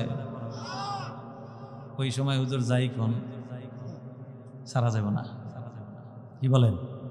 কোন মুসলমান জেনে শুনে শুকুরের গোস্ত খায় না, কুকুরের গোস্ত খায় না, কুকুরের পায়খানা খায় না, কিন্তু জনমের মতো শোক ঠিকই খায়। কথা বলেন না কেন ভাই? ঠিকই খায়। মায়ের সাথে কোনো সন্তান জীবনে কোনোদিন জেনা ব্যভিচার করবে না, কিন্তু আল্লাহর নবী বলেছে এটা সর্বনিম্ন গুনাহ হলো মায়ের সাথে জেনা করা। ওই মুসলমানের সন্তান জনমভর সুদে টাকা লাগায়। কথা কন না কেন ভাই? ওয়াজ তো হুজুর এতক্ষণ মোটামুটি ভালোই লাগতেছিল, এখন আর কি লাগতেছে না? গত কিছুদিন আগে ফখর না, আল্লাহ মাফ করুন, আল্লাহ মাফ করুন। ছোট মানুষ আমি, যেই ময়দানেই কথা বলি, যতক্ষণ কথা বলি, যত রাত্রেই কথা বলি, আল্লাহর কোরআনের বরকতে একটা মানুষও ওঠে না ইনশাআল্লাহ। এটা ফখর না, এটা কোরআনের চুম্বক, কোরআনের গুণ। এটা আমার কোনো কিছু না। কিছুদিন আগে কুমিল্লায় এক জায়গায় মাহফিলে গিয়েছি, সুদের আলোচনা করছিলাম ভাই। কিছুক্ষণ পরে দিয়ে একজন, দুইজন, তিনজন করে উঠতে শুরু করে দিচ্ছে। যখনই সুদের আলোচনা আসছে কি করতে শুরু করে দিছে? উঠা শুরু করে দিছে। মানে এখন আর ভাল লাগতেছে না। এরকম আছে নাকি রোগ এখানে কেউ? আল্লাহ আমাদের হেফাজত করেন, বলেন আমিন। আচ্ছা, সর্বনিম্ন গুনাহটা যদি মায়ের সাথে জানা হয়, তাহলে সর্বশ্রেষ্ঠ গুনাহ কি সুদের? ওইটাও তো জানা দরকার। জানা দরকার না ভাই? আল্লাহ পাক রব্বুল আলামিন কোরআনে কারীমের মধ্যে এটা বলছেন, ফা ইন লাম তাফআলু ফাযানু বিহারবিন মিনাল্লাহি ওয়া রাসূলি। আল্লাহ বলেন, যারা সুদী কারবারি, যারা সুদী ব্যবসায়ের সাথে যারা জড়িত, তাদের সর্বোত্তম গুনাহ হলো, সর্বশ্রেষ্ঠ গুনাহ হলো আল্লাহ এবং আল্লাহর রাসূলের সাথে যুদ্ধ ঘোষণা করা। কত মারাত্মক কথা চিন্তা করে দেখেন, আল্লাহর সাথে যুদ্ধ ঘোষণা করা। আমি আপনাদের জিজ্ঞেস করতে চাই, কেউ যদি আল্লাহর সাথে যুদ্ধ ঘোষণা করে তারপরও তার ঈমান না থাকে নাকি? রাসূলের সাথে যদি কেউ যুদ্ধের ঘোষণা দেয় তারপরও সে মুমিন থাকে নাকি? সে কি হয়ে যায়? মুরতাদ হয়ে যায়, কাফের হয়ে যায়। এই আয়াতের ব্যাখ্যায় মুফাসসিরিনে কেরাম বলেন, তাফসীর ইবনে কাসিরের মধ্যে বলেন যে একটা ইসলামী রাষ্ট্রের রাষ্ট্র শাসন যিনি প্রতিষ্ঠিত করবেন, রাষ্ট্রের দায়িত্ব যারা থাকবেন, তাদের দায়িত্ব হলো সুদী কারবারি যারা আছে তাদেরকে সর্বপ্রথম ধরে আইনা তওবা করানো। কি করানো? তওবা করানো। যদি তওবা করার পর সে সুদী সমস্ত কর্মকাণ্ড থেকে যদি বিরত থাকে, আলহামদুলিল্লাহ। কিন্তু এর পরেও যদি সে ফিরে না আসে, সুদী কর্মকাণ্ড যদি চালায়া দেয়, তাহলে ইসলামী রাষ্ট্রের রাষ্ট্রপ্রধানের দায়িত্ব হলো ওই ব্যক্তিকে দেহ থেকে, কল্লা থেকে আলাদা করে ফেলে দেওয়া। কত মারাত্মক ফতোয়া চিন্তা করে দেখেন। কারণ ফাইল্লাম তাফআলু ফাযানু বিহারবিন মিনাল্লাহ, যে ব্যক্তি আল্লাহর সাথে যুদ্ধের ঘোষণা দিতে পারে সে ব্যক্তি কোনোদিন ইসলামের গণ্ডির ভিতরে থাকতে পারে না, সে মুরতাদ হয়ে যায়। আর কেউ যদি মুরতাদ হয়ে যায়, তাহলে ইসলামের বিধান হলো তার দেহ থেকে কল্লাটাকে আলাদা করে দেওয়া। এই জন্য আল্লাহ বলেন, ইয়া আইয়ুহাল্লাযীনা আমানুত্তাকুল্লাহ, ও দুনিয়ার ইমানদারেরা, তোমরা যদি আমি আল্লাহকে ভয় করো, ওয়াযারু মা বাকিয়া মিনার রিবা, সুদের সমস্ত কর্মকাণ্ড থেকে তোমরা নিজেদেরকে ফিরায় আনো। যদি তুমি আমার আল্লাহর ভয় বলো যে আল্লাহকে ভয় করি, আবার সুদে টাকাও লাগাও, তাহলে বুঝতে হবে তোমার চাইতে বড় ধোঁকাবাজ আর কেউ হতে পারে? তুমি ধোঁকাবাজ, তুমি সবচাইতে বড় বাটপার। তুমি বলতেছো যে আল্লাহকে ভয় পাও না, তুমি আল্লাহকে ভয় পাও না। তুমি ভয় পাইলে সুদে টাকায় লাগাইতে পারতা না। তুমি বলতেছো তুমি আল্লাহকে ভয় পাও, মোটেও পাও না। তুমি ভয় পাইলে না আজান হইলে তুমি দুনিয়ার কাজে লিপ্ত থাকতে পারতা না। তুমি আল্লাহকে ভয় পাও না। তুমি যদি ভয় পাইতা, তোমার স্ত্রীকে তুমি অর্ধুলঙ্গ করে মার্কেটে ছেড়ে দিতে পারতা না, পর্দার ভিতরেই রাখতা। তুমি ভয় পাও না। তুমি যদি ভয় পাইতা, তাহলে মিথ্যা কথা বলতে পারতা না, ইসলামের বিরুদ্ধে স্লোগান দিতে পারতা না, ওলামায়ে কেরামের বিরুদ্ধে স্লোগান দিতে পারতা না। তুমি হলো সবচাইতে বড় গাদ্দার, তুমি হলো সবচেয়ে বড় মুনাফিক। তুমি আল্লাহকে ভয় করো না। আল্লাহকে ভয় করতো সাহাবায়ে কেরাম। হযরত আবু বকর আফসোস করে বলতেন, হায় আবু বকর, তুই যদি আবু বকর না হইয়া গাছের পাতা যদি হইতি কত ভালো হইতো, কিসমত হয়ে যাইতো তোর, গাছ থেকে ঝরে পড়তি, জিন্দেগি শেষ হয়ে যাইত। আরে আবু বকর, তুমি যদি আবু বকর না হয়ে তুমি যদি খড়কুটা হইতা, পানির সাথে ভেসে চলে যাইতা, আল্লাহর কাছে কোনো হিসাব দেওয়া লাগতো না। হযরত আবু বকর বলছে, আবু বকর বলছে, যার ব্যাপারে আল্লাহ নবী সাল্লাল্লাহু আলাইহি ওয়াসাল্লাম বলেন, কিয়ামত পর্যন্ত আমার যত উম্মত আসবে দুনিয়ায়, সমস্ত উম্মতদের নেকগুলাকে যদি এক পাল্লায় রাখা হয়, আর আমার আবু বকরের নেকটাকে যদি অপর পাল্লায় রাখা হয়, আমার আবু বকরের নেকের পাল্লাটা ভারী হয়ে যাবে। যে আবু বকরকে স্বয়ং আল্লাহ পাক রব্বুল আলামিন সালাম জানাইছে, সে আবু বকর বলতো, আমি যদি আবু বকর না হয়ে যদি খড়কুটা হইতাম, পানির সাথে ভেসে চলে যাইতাম, আমার আল্লাহর কাছে কোনো জবাব দেওয়া লাগতো না। কতটা ভয় করতো চিন্তা করে দেখেন। সেই ভয় আজকে আমাদের মধ্যে আছে ভাই? সেই ভয় নাই বললেই চলে। সাহাবারা আল্লাহকে কতটা ভয় করতেন একটা দৃষ্টান্ত দিয়ে আলোচনা শেষ করে দিচ্ছি। বিরক্ত হচ্ছেন না তো আবার? হযরত ওমর ফারুক রাদিয়াল্লাহু তাআলা আনহু, তিনি যখন খলিফা, রাষ্ট্রপ্রধান, তিনি খলিফা থাকা অবস্থায় হিমস নগরী থেকে কিছু মানুষ হযরত ওমরের কাছে এসে বললেন, আমিরুল মুমিনিন, আমাদের হিমস নগরীর জন্য একজন গভর্নর প্রয়োজন, মেহেরবানি করে আপনি একজন যোগ্য গভর্নর আমাদের এলাকার জন্য নিযুক্ত করে দেন। হযরত ওমর চিন্তা করছে, ওই দেশের মানুষগুলা অনেকটা আমাদের দেশের মতো বিটকুটে টাইপের, ইরাক বা ওই অঞ্চলের মানুষগুলা। আমরা বাঙালি দেখবেন যে হঠাৎ করে যখন মাহফিলে যাই না, রে তাকবীর, কিন্তু যখন শত্রুপক্ষ সামনে এসে দেয় দেখবেন যে ওদের সাথে আবার হয়ে গেছে। তাকবীরের সাথে তার ইমানের সম্পর্ক খুব একটা নাই। কথা বলেন না কেন ভাই? হযরত ওমর চিন্তা করতেছে, ওই এলাকার মানুষের যে চারিত্রিক অবস্থা, এমন ব্যক্তিকে দিতে হবে যে তাদেরকে ঠিকঠাক মতো পরিচালনা করতে পারে। হযরত ওমর একবার মসজিদ নববীর মধ্যে ভাষণ দিচ্ছেন আর বলছেন, ও গোটা পৃথিবীর মুসলমানেরা শোনো, আমি ওমর যদি কোরআন এবং হাদিসের বিরুদ্ধে কোনো আইন প্রণয়ন করি, তারপরেও কি তোমরা আমার আইন গ্রহণ করে নিবা?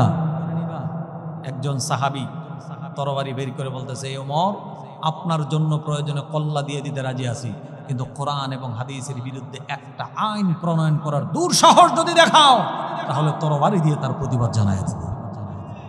কাকে বলছেন? হযরত ওমরকে বলছেন। অর্ধ জাহানের প্রেসিডেন্ট তখন হযরত ওমর। বিশ্বনবী বলেছেন, আমার ওমর যেই রাস্তা দিয়ে হাঁটতো, শয়তান পর্যন্ত ভয়ে ওই রাস্তায় হাঁটে নাই। সুবহানাল্লাহি বিহামদিহি। সে ওমরকে বলছে, ওমর, কোরআন এবং হাদিসের বিরুদ্ধে একটা আইন প্রণয়ন করার দুঃসাহস যদি দেখাও, তাহলে তরবারি দিয়ে তার প্রতিবাদ জানাবো, মুখ দিয়ে না। এর নাম কি? ঈমান। এর নাম আল্লাহর ভয়। কারণ আল্লাহর ভয় যদি কোনো মানুষের ভিতরে ঢুকে, সে পৃথিবীর কোনো পরাশক্তিকে ভয় করতে পারে না। কথা বলেন ঠিক কিনা প্রিয় ভাইয়েরা আমার? হযরত ওমর তার তাকওয়া দেখে চিন্তা করলেন, এই ব্যক্তিকেই হিমস নগরীর জন্য গভর্নর হিসেবে একমাত্র উপযুক্ত বলে মনে হচ্ছে। লম্বা চূড়া কথা অল্প সময় বলছি। হযরত ওমর বললেন, সাইদ ইবনুল আমির আল জুবাহি রাদিয়াল্লাহু তাআলা আনহু ছিল ওই সাহাবীর নাম, যে হে সাইদ, আমি আপনাকে হিমস নগরীর জন্য গভর্নর হিসেবে নিযুক্ত করে দিলাম, কারণ আপনার ভিতরে যে তাকওয়া দেখেছি, আপনার ভিতরে যে সাহসিকতা দেখেছি, যে ইনসাফ আপনার ভিতরে আমি পরিলক্ষিত করেছি, আমার মনে হয় হিমসের জন্য একমাত্র উপযুক্ত শাসনকর্তা হলেন আপনি।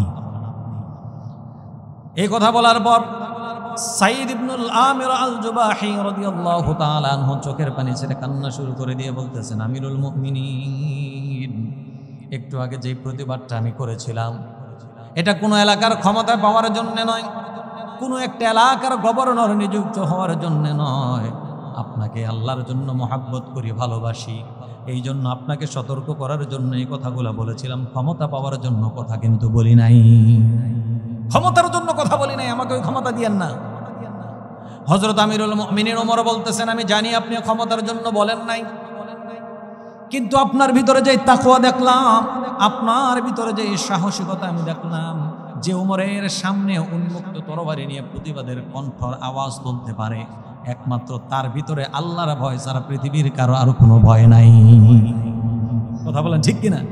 আমার ওমরের সামনে দাঁড়ায় আপনি তরবারি উন্মোচন করে আমার সামনে প্রতিবাদ জানাইছেন, আমি সাধুবাদ জানাই আপনার এই প্রতিবাদ। এই সৎ সাহস সবার থাকে না। কথা বলেন ঠিক কিনা? কিন্তু ইমানদার যারা, যাদের ভিতরে ইমানের তেজ আছে, ইমানে পাওয়ার যাদের আছে, তারা কখনো ওই পৃথিবীর কোনো পরাশক্তি বলেন, ইন্ডিয়া বলেন, পাকিস্তান বলেন, আমেরিকা বলেন, ব্রিটেন বলেন, পৃথিবীর কোনো পরাশক্তিকে ভয় করে না। কারণ ইমানদার একমাত্র শুধুমাত্র আল্লাহকে ছাড়া পৃথিবীর কাউকে ভয় করতে পারে না। ইমানদারের মাথা একমাত্র কার সামনে নত হয়? আল্লাহর সামনে। আল্লাহর ছাড়া ইমানদার কখনো কারো সামনে মাথা নত করতে পারে? আমিরুল মুমিনিন, আমি এই কথাগুলো আপনাকে মহব্বত করে এই জন্য বলেছি। হযরত ওমর বলতেছে, আমি জানি আপনি আমাকে মহব্বত করে কথা বলেছেন, কিন্তু আপনার ভিতরে যে সাহসিকতা, যে ইমানদারিত্ব দেখেছি, ওই এলাকার জন্য আপনাকে নিযুক্ত করলাম। আপনি রেডি হয়ে যান, প্রস্তুতি গ্রহণ করেন। প্রিয় ভাইয়েরা আমার, সাহাবায়ে কেরামকে জোর করে ক্ষমতা দেওয়া লাগতো, নিতে চাইতো না। সেই নবীর উম্মত বলে আমরাও দাবি করি, সেই নবীর উম্মত আমরা, এটা কিন্তু মিথ্যা নয়। কথা বলেন ঠিক কিনা? সাহাবায়ে কেরামকে জোর করে ক্ষমতা দেওয়া লাগতো, নিতে চাইতো না। আর সেই নবীর উম্মত আমরা, আজকে ক্ষমতায় যাওয়ার জন্য এমন কোনো অপকৌশল নাই যেটা আমরা করি না। পার্থক্য বুঝেন কিছু? সাহাবায়ে কেরামও আপনার মতো আমার মতো মানুষ ছিলেন, নাকি ফেরেশতা ছিলেন ওনারা? আপনার মতো আমার মতো মানুষ, আমাদের মতো বিবাহ শাদী করেছেন, আমাদের মতো চাকরি করেছেন, ব্যবসা বাণিজ্য করেছেন, সন্তানের পিতামাতা হয়েছেন। কিন্তু সাহাবাদের সাথে আমাদের সাথে সম্পর্ক হলো আকাশ এবং জমিন। কারণ আমরা দুনিয়ায় থেকে শুধু দুনিয়ার দিকে তাকাই, আর সাহাবায়ে কেরাম দুনিয়ায় থেকেছেন ঠিক, দুনিয়ায় থেকে আল্লাহর জান্নাতের পানে তাকায় থাকতেন। পার্থক্য শুধু এইটুকু। আল্লাহ বলেন, বাল তুসিরুনাল হায়াতাদ দুনিয়া ওয়াল আখিরাতু খায়রুন ওয়া আবকা। ও আমার গোটা পৃথিবীর মানুষেরা, কিসের দুনিয়ার পিছনে ঘুরো তুমি? এই দুনিয়াটা তো কিছুই নয়, খেলতামাশার জায়গা ছাড়া। বরং তোমাদের জন্য উত্তম জায়গা হলো ওয়াল আখিরাতু খায়রুন ওয়া আবকা। আখিরাতই হলো তোমাদের জন্য উত্তম। চিল্লায়ে বলেন ঠিক কিনা? মুসলমানদের জন্য এই দুনিয়া নয়, মুসলমানদের জন্য এই দুনিয়া নয়। মুসলমানদের জন্য আসলে কি ভাই? মুসলমানদের জন্য এই দুনিয়াটা তো একটা জেলখানা। আল্লাহর নবী বলেছেন, আর দুনিয়া সিজনুল মুমিন ওয়া জান্নাতুল কাফের। এই দুনিয়াটা কাফেরদের জন্য হলো বালাখানা, মুসলমানদের জন্য এটা হলো জেলখানা। আর আমাদের বালাখানা হলো আখিরাত, আল্লাহর জান্নাত। চিল্লায়ে বলেন ঠিক কিনা? এই হাদিসের ব্যাখ্যা বিশ্লেষণ করতে গেলে তারপর অনেক লম্বা কথা হয়ে যাবে, ওইদিকে যাইতে চাচ্ছি না।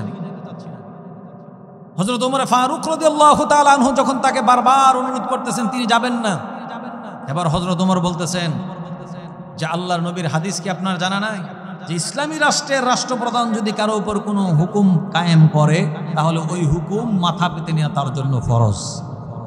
তার জন্য কি ফরজ? এ কথা শোনার পর উনি দায়িত্ব নিয়ে চলে গেছে। 1 বছর যখন অতিবাহিত হয়ে গেল, হযরত ওমর কিছু সাহাবী হিমস নগরীতে পাঠাইছেন, যান ওই এলাকায় যান, গিয়া দেখেন 1 বছর আগে সাঈদ ইবনুল আমির আল জুবাহিকে ওখানের গভর্নর হিসেবে পাঠিয়ে দিয়েছি, জনগণের সাথে কিরকম আচার আচরণ করতেছে একটু খোঁজখবর নিয়ে আসেন। আর ওই এলাকার দরিদ্র মানুষ যারা, তাদের একটা লিস্ট তৈরি করে আমার ওমরের কাছে নিয়ে আসেন। কথা বুঝতেছেন আপনারা? একটা লিস্ট আইনে হযরত ওমরের হাতে ধরাই দিস, আমিরুল মুমিনিন, এই যে ওই এলাকার সবচাইতে দরিদ্র মানুষের লিস্ট। হযরত ওমর নামগুলো পড়তেছে। 1 নম্বরে যেই নাম, সেই নামটা হলো সাঈদ ইবনুল আমির আল জুবাহি। সুবহানাল্লাহ। তারপরও আপনারা বলবেন না। হযরত ওমর জানতে চাইছেন এটা কোন সাঈদ, সবচেয়ে দরিদ্র, সবচাইতে আগে যার নাম, এটা কোন সাঈদ? সাহাবারা বলল, হে আমিরুল মুমিনিন, এখন থেকে 1 বছর আগে ওই দেশের প্রেসিডেন্ট, গভর্নর যারা পাঠাইছেন, আমরা হাজারো তথ্য উপত্যকার ভিত্তিকে এই সিদ্ধান্ত উপনীত হয়েছি, ওই এলাকার সবচাইতে দরিদ্র মানুষ ওই এলাকার গভর্নর। সুবহানাল্লাহ। সাহাবারা কিভাবে আল্লাহকে ভয় করছেন একটু দৃষ্টান্ত দিচ্ছি। হযরত ওমর আশ্চর্য হয়ে গেলেন, একজন মানুষ রাষ্ট্রপ্রধান হওয়ার পর সবচাইতে দরিদ্র, নিজের পক্ষ থেকে 100 দিরহাম দিয়ে সাঈদ ইবনুল আমির আল জুবাহির জন্য পাঠিয়ে দিলেন, যাও গিয়ে আমার সালাম দিবা আর আমার পক্ষ থেকে এই হাদিয়া তাকে পৌঁছে দিবা। সাঈদ ইবনুল আমির আল জুবাহির দরজার মধ্যে গিয়ে কণা নাড়ছে।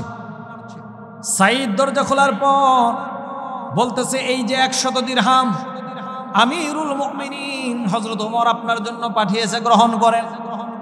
এই কথা শোনার সাথে সাথে সাঈদ ইবনুল আমির আল জুবাহি চিৎকার মেরে বললেন, ইন্না লিল্লাহ।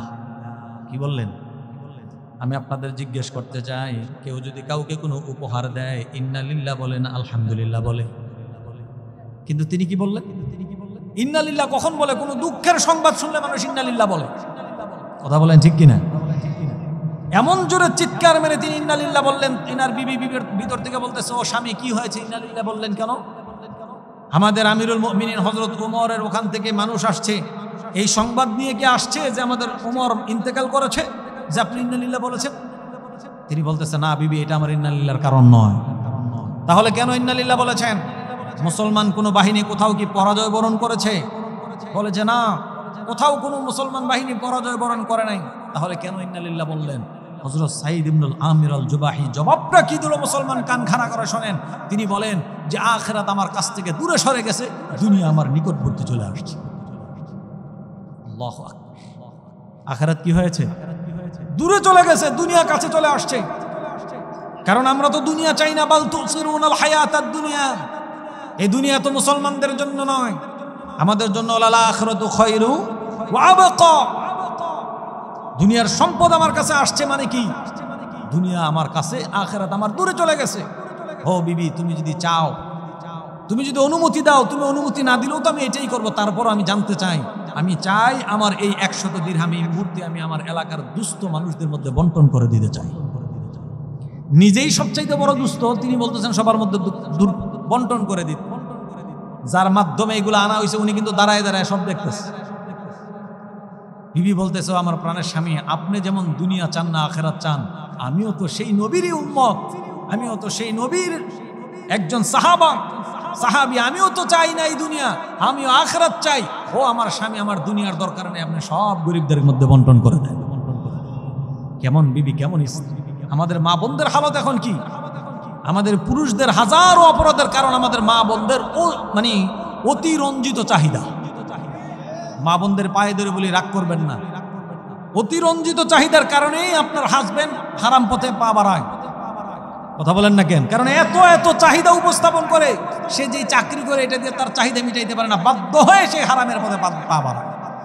যদি আমার মা বোনেরা বলতো, আমার প্রাণের স্বামী, এক বেলা খাবো, আরেক বেলায় পাইলে পাবো, না পাইলে না পাবো, খাবো না, পাথর বেঁধে শুয়ে থাকবো, তারপরও হারাম খাবো না, আপনি হারাম পথে পা বাড়াবেন না, এইভাবে যদি আমার মা বোনেরা আমার ভাইদেরকে বলতো, তাহলে সমাজ থেকে সুদ, ঘুষ, সমস্ত রকমের অপরাধগুলা শেষ হয়ে যেত।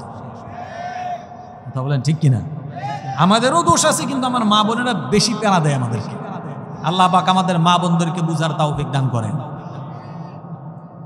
আলহামদুলিল্লাহ, সমাজের মধ্যে যে এমন মা বোনও এখনো আছে যে অল্পতেই সন্তুষ্ট হয়, এমন যে নাই এটা বলা যাবে না, তবে সংখ্যা একটু কম। কথা বলেন ভাই, ঠিক কিনা? বিবি বলতেছে, প্রাণের স্বামী সব দিয়ে দেন, দরকার নেই আমাদের। সবগুলা ওই ব্যক্তি উপস্থিত থাকা অবস্থায় 100 দিরহাম গরিব মিসকিনদের মধ্যে তিনি বন্টন করে দিয়েছে। হযরত ওমরের কাছে ওই ব্যক্তি গিয়ে বলতেছে, আমিরুল মুমিনিন, কার কাছে আপনি কি পাঠাইছেন? আপনার কোনো কিছুই তো সে রাখে নাই। রাখে নাই বলতে গ্রহণ করেছে ঠিক, কিন্তু আমার চোখের সামনে সমস্ত দিরহামগুলা দরিদ্র দুস্থ মানুষদের মধ্যে সে আমার চোখের সামনে বন্টন করে দিয়ে দিচ্ছে।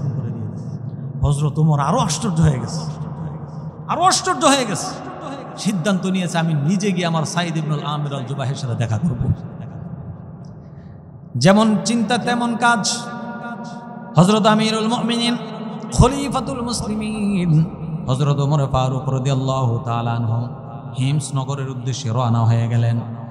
হিমসের মধ্যে যাওয়ার পর একটা ভাষণ দিলেন, ও হিমসের জনগণেরা, এখন থেকে 1 বছর আগে আপনারা আমার কাছে একজন গভর্নর চেয়ে আমার কাছে নোটিশ পাঠিয়েছিলেন। আমি আমার ভাই সাঈদ ইবনুল আমির আল জুবাহিকে আপনাদের গভর্নর নেতা বানিয়ে পাঠিয়ে দিয়েছিলাম। 1 বছর যাবৎ সে আপনাদের দায়িত্ব পালন করতেছে। এবার আপনারা বলেন তো দেখি, সে আপনাদের উপর জুলুম করেছে না আপনাদের উপর ইনসাফ করেছে? আপনারাই বলেন দেখি। দেখেন, যেই মানুষটা 1 বছর দায়িত্ব পালন করার পর সবচাইতে দরিদ্র হয়, যেই মানুষটা 1 বছর দায়িত্ব পালন করার পর সবচাইতে দরিদ্র হওয়ার পর 100 দিরহাম হাতে পাওয়ার পর গরিবের মধ্যে বন্টন করে দেয়, তারপরও তার ব্যাপারে জানার জন্য জনগণের কাছ থেকে ভোট নিচ্ছে, আসলে সেগুলা যে করতেছে আমাকে খুশি করার জন্য না, আসলেই তার ভিতর এক বাহির আরেক। সুবহানাল্লাহ। হযরত ওমর কতটা দূরদর্শী ছিলেন! আল্লাহ পাক এমনি এমনি অর্ধ জাহানের প্রেসিডেন্ট ওনাকে বানায় নাই। আল্লাহু আকবার বলবেন না? এই কথা বলার পর 4 জন দাঁড়ায় গেছে। আমিরুল মুমিনিন, আমার একটা অভিযোগ আছে। ওই কোনারে আরেকজন দাঁড়াইছে, আমার একটা আছে। 4 কোনায় 4 জন দাঁড়ায় গেছে। হযরত ওমর বলছে তো বলছে ঠিক, কিন্তু এবার আশ্চর্য আরো বেশি হয়েছে এদের দাঁড়ানো দেখে। মনে মনে চিন্তা করতেছে এরা মানুষ। যে মানুষটা 1 বছর দায়িত্ব পালন করলো, এলাকার সবচেয়ে দরিদ্র হইলো 100 দিরহাম আমি তাকে নিজের জন্য দিলাম, সেইগুলোও তার জনগণকে বন্টন করে দিল, কিন্তু তারপরও তার বিপক্ষে তারা অভিযোগ উত্থাপন করতে পারে। ঠিক আছে, অভিযোগ যেহেতু উত্থাপন হয়ে গেছে, না শোনার কোনো সুযোগ আর নাই। দেখি তোমার কি অভিযোগ। একজন দাঁড়ায় বলতে আমিরুল মুমিনিন, আমার অভিযোগ হলো যে সাইদ ইবনুল আমির আল জুবাহি প্রতিদিন রাষ্ট্রীয় কাজ করার জন্য অফিসে আসতে দেরি করে, এটা হলো আমার অভিযোগ। আরেকজন দাঁড়ায় বলতেছে আমার অভিযোগ হলো প্রতি জুমার দিন জুমার নামাজের আগ পর্যন্ত তিনি হাজারো ডাকলে কারো ডাকে সাড়া দেয় না, এটা হলো আমার অভিযোগ। আরেকজন বলতেছে আমিরুল মুমিনিন সকাল থেকে এশা পর্যন্ত ওনাকে ডাকলে পাওয়া যায়, কিন্তু এশারের পর হাজার ডাকাডাকি করলেও ডাকের সাড়া দেয় না। 3 নাম্বার অভিযোগ। 4র্থ নাম্বার অভিযোগ, আমিরুল মুমিনিন এই ব্যক্তি মাঝে মাঝে অজ্ঞান হয়ে জমিনে পড়ে থাকে। একটা মানুষ রাষ্ট্রপ্রধান যদি অজ্ঞান হয়ে অসুস্থ হয়ে জমিনে পড়ে থাকে, রাষ্ট্র ব্যবস্থা চালাইব কে? কয়টা অভিযোগ? অভিযোগের জবাবগুলো শুনবেন না শেষ করে দেব? বিরক্ত হইতেছেন না তো? আপনারা বন্ধ করতে বলেন না কেন? আমার জন্য সহজ হয়ে দিলে চলবে। 4টা অভিযোগ যখন করা হয়েছে, চিন্তা করেছিলাম 11:30টায় ছেড়ে দেবো, আমার টার্গেট ওই রকমই ছিল। আপনারা আমার সময় নষ্ট করছেন আগে কিছু, আমাকে দোষ দিয়ে লাভ নাই, কিন্তু তারপরে আপনারা বসে আছেন, দিনের খাতির একটু কথা বলতেছি। ওই সব তো আমাদেরকে দিয়ে পারবেন, যত অনুরোধ আছে হুজুর দিনের জন্য, ওই এক জায়গায় আমাদেরকে ঠেকাই দেয়, বুঝছেন? দিনের জন্য মেশিন, আমরা মেশিন। থাক, আপনারা দোয়া করেন আল্লাহ পাক যেন সুস্থতার সাথেই আমাদেরকে পৌঁছায় দেয়। 4টা অভিযোগ যখন উপস্থাপন হয়ে গেল, হযরত ওমর এবার সাইদ ইবনুল আমির আল জুবাহি বলতেছে, সাইদ এখন আর চেয়ারে বসা থাকার যোগ্যতা আপনার নেই, যেহেতু এখন আপনি আসামির কাঠগড়ায় দাঁড়ায় যান। আল্লাহু আকবার। সাইদ আপনার ব্যাপারে যে 4টা অভিযোগ করা হয়েছে, অভিযোগগুলো কি সত্য? সাইদ ইবনুল আমির আল জুবাহি চোখের পানি ছেড়ে কান্না শুরু করে দিয়েছে। হযরত ওমর বলতেছে, সাইদ আপনার চোখের পানি ওমরের দিল কিন্তু গলবে না। আগে বলেন অভিযোগ যেগুলো করা হয়েছে এগুলো সত্য কিনা আগে জবাব দেন। ওই কান্নাকাটি দিয়ে ওমরকে গলানো যায় না। আল্লাহু আকবার বলবেন না? সাইদ ইবনুল আমির আল জুবাহি রাদিয়াল্লাহু তাআলা আনহু চোখের পানি ছেড়ে কান্না শুরু করে দিলেন আর বললেন, আমিরুল মুমিনিন আমার বিরুদ্ধে যে 4টা অভিযোগ করা হয়েছে, 4টা অভিযোগই সত্য, কিন্তু এই অভিযোগের কারণটা তো আমি কোনোদিন মানুষের সামনে বলবো এই চিন্তাও কোনোদিন করি নাই। আজকে যেহেতু প্রশ্নের সম্মুখীন হয়ে গেছি, আমার আর না বলার কোনো সুযোগ নাই। আমিরুল মুমিনিন তাহলে আপনি আমার অভিযোগের জবাবগুলো একটা একটা শোনেন। আমার বিরুদ্ধে 1 নাম্বার অভিযোগ করা হয়েছে, সকালবেলায় যখন অফিসে আসি আমি আসতে দেরি করে ফেলি, এই হলো 1 নাম্বার অভিযোগ। আমিরুল মুমিনিন আমার ঘরে আমার বিবি একজন অসুস্থ মানুষ, তেমন কাজ টাজ করতে পারে না। আমার ঘরে কোনো কাজের মানুষও নাই যে আমার ঘরের কাজ করে দেবে। আল্লাহু আকবার। একটা দেশের গভর্নর, একটা দেশের প্রেসিডেন্ট, তিনি বলতেছেন আমার ঘরে কোনো কাজের লোক নাই। আর আমাদের হালত হলো এমন, যদি একটা গ্রামের মেম্বার হওয়া যায় আঙ্গুল ফুলে কলা গাছ হয়ে যায়। কথা কোন ঠিক কিনা? আমিরুল মুমিনিন আমার ঘরে দামি কোনো আটা নাই, বাজারের সবচাইতে কম দামি যেই জবগুলা পাওয়া যায়, যেগুলোর সাথে পাথরের কোনা বিভিন্ন ময়লা থাকে, এগুলা কম দামে বিক্রি হয়। যেহেতু আমার টাকা পয়সা নাই, আমি কম দামি ওই জব কিনি। সকালবেলায় নিজে নামাজের পর একটা একটা গুলা এগুলোকে পরিষ্কার করতে হয়, নিজের হাতে পরিষ্কার করি, নিজের হাতে এগুলাকে রুটি বানাই, আটা বানাই, এখানে তৈরি করি, নিজে খাই, নিজের বিবিকে খাওয়াই। এই কাজগুলো করে অফিসে আসতে আবার দেরি হয়ে যায়। একজন রাষ্ট্রপ্রধান তিনি বলতেছেন বাজারের সবচাইতে কম দামি যে আটা সেটা আমি কিনে আনি। ও মুসলমান, তারা আল্লাহকে কেমন ভাবে ভয় করতে একবার চিন্তা করে দেখেন। তারা দুনিয়া চায় নাই, তারা দুনিয়ায় থেকে আল্লাহর জান্নাতের পানে তাকায় থাকতেন। চিল্লায় বলেন ঠিক কিনা? আমিরুল মুমিনিন এ হলো 1 নাম্বার অভিযোগের জবাব। 2য় নাম্বার অভিযোগ করা হলো, আমি প্রতি জুমার দিন জুমার নামাজ আদায় করার আগে কারোর ডাকে কোনো সাড়া দেই না। আমিরুল মুমিনিন আমার গায়ে যে জুব্বাটা বা পাঞ্জাবিটা দেখছেন, আল্লাহর কসম করে বলি এই একটা জামা ছাড়া আমার সাইদের দ্বিতীয় কোনো জামার নাই। 1 সপ্তাহ ব্যাপী আমি এই জামাটা পরে রাষ্ট্রের সমস্ত কাজগুলো আঞ্জাম দিই। জামাটা নোংরা হয়ে যায়, ময়লা হয়ে যায়, আবার এই জামা পরায়া জুমার দিন কিভাবে জুমার নামাজ আদায় করাবো। এই জন্য আমি সকালবেলায় নিজের হাতে জামাটা কেচে দিই। আমার যেহেতু কোনো জামা আর নাই, এই জন্য মানুষ হাজার ডাকলেও খালি গায়ে নিয়ে মানুষের সামনে আমি দাঁড়াইতে পারি না। এই হলো আমার বিপক্ষে 2 নম্বর অভিযোগের জবাব। চিন্তা করেন মুসলমান, একটা দেশের রাষ্ট্রপ্রধান, ওনার একটা জামা ছাড়া দ্বিতীয় কোনো জামা নাই, আর আমাদের এক এক ওয়াজে গেলে আমরা এক একটা পরি। আপনারা তো আল্লাহর ওলি, আমি আমার কথাই বলি ভাই, সব জায়গায় আমাদের কথাই বলি, আমাদের হালত হলো এই। আর রাষ্ট্রপ্রধান যারা আছে এদের কথা বললে তো কোনো লাভই নাই, একবার পড়বে, দ্বিতীয়বার পড়বেই না। কথা বলেন না কেন? প্রিয় ভাইয়েরা আমার, তিনি বলতেছেন আমার বিরুদ্ধে 3 নম্বর অভিযোগ করা হয়েছে যে আমি সকাল থেকে এশা পর্যন্ত মানুষ ডাকলে তাদের ডাকে সাড়া দেই, তাদের ডাকে আমি, তাদের সুখে দুঃখে আমি তাদের অংশীদার হই। এশারের পরে কারো ডাকে আমি সাড়া দেই না। আমিরুল মুমিনিন, এই দায়িত্বটা তো আমি নিজে থেকে নিতে চাই নাই, এক প্রকার জোর করে আপনি আমাকে এই দায়িত্বটা দিয়ে দিয়েছেন। কথা বলেন ঠিক কিনা? আমি তো দায়িত্বটা নিতে চাই নাই, তারপরও যেহেতু দায়িত্ব নিজের কাঁধে চলে আসছে, এই জন্য সকাল থেকে এসা পর্যন্ত জনগণের সেবা করি। কিন্তু যদি শুধু জনগণের সেবা করেই কাটাইয়া দেই, আমার তো একজন রব আছে, আমার তো একজন আল্লাহ আছে। সারাদিন যদি শুধু মানুষের জন্য কাটাইয়া দেই, আমার মালিকের জন্য আমি কখন সময় ব্যয় করব? আমিরুল মুমিনিন, এই জন্য সকাল থেকে এশা পর্যন্ত জনগণের সেবায় কাটাইয়া দিই, আর এশা থেকে ফজর পর্যন্ত আমার মালিকের কুদরতি বা সিজদায় আমি নামাজের মধ্যে কাটাইয়া দিই। এই জন্য আমি হাজার ডাকলেও মানুষকে আর কারো ডাকে সাড়া দেই না। তখন আমার প্রেম শুরু হয় আমার মালিকের সাথে, আল্লাহু আকবার। তখন আমার কানেকশন শুরু হয়ে যায় আরশে আজিমের মালিকের সাথে। দুনিয়ার মানুষের ডাক তখন আমার আর কর্ণগহরে প্রবেশ করে না। আল্লাহু আকবার। এই হলো 3 নম্বর অভিযোগের জবাব। 4 নম্বর জবাব হলো আমি মাঝে মধ্যে অজ্ঞান হয়ে জমিনের মধ্যে পড়ে যাই। আমিরুল মুমিনিন, আমি যখন কুফরি হালতে ছিলাম, ইসলাম তখনও গ্রহণ করি নাই, আমার চোখের সামনে আমি একজন মুসলমানের শাহাদাত দেখেছিলাম। হযরত খুবাইব রাদিয়াল্লাহু তাআলা আনহুকে আমার চোখের সামনে যখন হত্যা করা হয়েছিল, তখন খুবাইব আমাদেরকে উদ্দেশ্য করে আল্লাহর কাছে বলেছিল, আল্লাহ, একমাত্র তোমার প্রতি ঈমান আনার কারণে, তোমার হাবিবকে মহব্বত করার কারণে আজকে আমাকে নির্দোষ অবস্থায় আমার জীবনটা দেওয়া লাগতেছে। আল্লাহ, যারা আমাকে এভাবে নির্মমভাবে হত্যা করতেছে তাদের বিচার দিলাম, আপনি তাদের বিচারটা কইরেন। এইভাবে যে আল্লাহর কাছে বিচার দিয়েছিল, সেদিন আমিও সেখানে উপস্থিত ছিলাম। আমার তো ভয় হয়, হযরত খুবাইব যেইভাবে আল্লাহর কাছে বিচার দিয়েছিল, আমার মালিক যদি আমাকে বলে, কিরে সেই দিন তুই উপস্থিত থাকার পর কেন কোনো প্রতিবাদ করলি না? এই ভয় যখন আমার ভিতরে ঢুকে, তখন আমি আর নিজেকে কন্ট্রোল করতে পারি না, অজ্ঞান হয়ে জমিনের মধ্যে পড়ে যায়। এর নাম হলো তাকওয়া। আওয়াজ করে বলেন কি এর নাম কি? এর নাম হলো তাকওয়া। মান খাফা মাকাম রাব্বিহি ওয়া নাহান নাফসা আনিল হাওয়া ফা ইন্নাল জান্নাতা হিয়াল মাওয়া। আমিরুল মুমিনিন, এই হলো আমার বিরুদ্ধে 4টা অভিযোগের জবাব।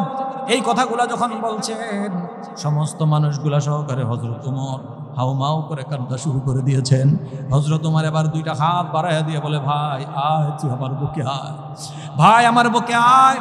তোমাকে এই এলাকার গভর্নর নিযুক্ত করতে পারাটা, এটা আমার জীবনের সবচাইতে বড় একটা কারণ হয়ে গেছে। বলুন আল্লাহু আকবার। আমি আল্লাহ নামের শপথ করে বলি, তোমার মতো রাষ্ট্রপ্রধান, তোমার মতো গভর্নর যদি দেশে দেশে থাকে, গোটা পৃথিবীর কোনো মানুষ আর কোনো দিনও শান্তিতে থাকতে পারে না। কথা বলেন ঠিক কিনা? হযরত ওমরের সাথে যদি আমিও গলা মিলাইয়া বলতে চাই, যদি আজকে আমাদের দেশের নেতা নেত্রীগুলা, আমাদের দেশের দেশ যারা পরিচালনা করে, তারা যদি হযরত সাঈদ ইবনুল আমির আল জুবাহিকে যদি অনুসরণ করতে পারে, হযরত আবু বকর ওমরকে যদি অনুসরণ করতে পারে, তাহলে এই সোনার বাংলাদেশ আল্লাহর জান্নাতের টুকরা হয়ে যাবে। কথা বলেন ঠিক কিনা প্রিয় ভাইয়েরা আমার? কারণ আল্লাহর ভয় যদি মানুষের ভিতরে থাকে, রাষ্ট্রপ্রধানের ভিতরে যদি থাকে, তাহলে রাষ্ট্রের সম্পদ হাজার হাজার কোটি টাকা সে কোনোদিন প্রচার করতে পারত না। কথা বলেন না কেন? কোরআনের বিরুদ্ধে কোনো অবস্থান নিতে পারতো না। দাদা বাবুদেরকে খুশি করতে গিয়া কোরআনের বিরুদ্ধে এমন কোনো ব্যবস্থা নাই যে তারা গ্রহণ করে নাই। কথা বলেন ঠিক কিনা? আলেম ওলামাদেরকে এমন কোনো নির্যাতন নাই যারা করে নাই। আল্লাহ পাক তাদেরকে এমন শায়েস্তা করেছে, তারা এই দেশ থেকে ইসলামকে উঠাই দিতে চাইছিল, আল্লাহ পাক তাদেরকেই এমন শায়েস্তা করেছে, এমন বেইজ্জত করেছে, তাদেরকে এই দেশ থেকে বিতাড়িত করে দাদা বাবুদের দেশে পাঠিয়ে দিয়েছে। শিক্ষা নেওয়া দরকার, কথা বলেন ঠিক কিনা? শিক্ষা নেওয়া দরকার। তাদের সাথে আল্লাহ পাক যে আচরণ করেছে সে আল্লাহ নাই। নমরুদ ফেরাউনের সাথে আল্লাহ পাক যে আচরণ করেছিল সে আল্লাহ বর্তমানে নাই। বর্তমান জালেমদেরকেও আল্লাহ পাক সেইভাবেই একটু বুঝাই দিয়েছেন, আমি আল্লাহ কিন্তু আছি। আপনাদের কি মনে হয় এরা চতুর্দিক থেকে যেইভাবে এই দেশটার উপরে বসেছিল, এত সহজে এদেরকে নাড়ানো যাইতো? কে নাড়িয়েছেন? জোরে বলতে হবে, কে নাড়িয়েছেন? একমাত্র ইসলাম। ওলামায়ে কেরামের উপর জুলুম নির্যাতনের কারণে হাজার হাজার শত শত ওলামায়ে কেরাম জেল হাজতের ভিতরে বছরের পর বছর তাহাজ্জুদের মধ্যে পড়ে আল্লাহর কাছে চোখের পানি ফেলছেন। চোখের পানির কোনো দাম নাই মনে করেন আপনারা? আপনি কি মনে করেন এই ছাত্রদের একটু আন্দোলন ফান্দোলন এই সব শেষ হয়ে গেছে? না, এরা যেইভাবে জাল বিছিয়েছিল এই দেশের মধ্যে, এই ছাত্র ফাত্র না, সমস্ত মানুষ মিলেও পারতাম না যদি মালিক না চাইতেন। একমাত্র কারণ হলো ওলামায়ে কেরামের বিরুদ্ধে লাগা, একমাত্র কারণ হলো ইসলামের বিরুদ্ধে লাগা। এই জন্য প্রিয় ভাইয়ের আমার, ভবিষ্যতেও যারা আসবে তাদেরকে সতর্ক করে দিতে চাই, তাদেরকে বলে দিতে চাই যে ইসলাম এবং কোরআন, এই কোরআন এবং ইসলামের বিরুদ্ধে যদি কোনো আইন প্রণয়ন করার দুঃসাহস এই দেশে কেউ দেখায়, বাংলার জনগণ ছেড়ে কথা বলবে না। কথা বলেন ঠিক কিনা প্রিয় ভাইয়ের আমার? এই জন্য কোরআনের জন্যে, ইসলামের জন্যে, দ্বীনের জন্যে যদি আরেকবার ময়দানে নামতে হয়, রাসূলের প্রেমে যদি আরেকবার জীবন দিতে হয়, বুকের তাজা রক্ত যদি জমিনে ঝরাইতে হয়, জীবনটা যদি হেসে হেসে দিতে হয়, কারা কারা আল্লাহর জন্য জীবন দিতে প্রস্তুত আছেন? দুহাত আল্লাহকে দেখায় দেয়।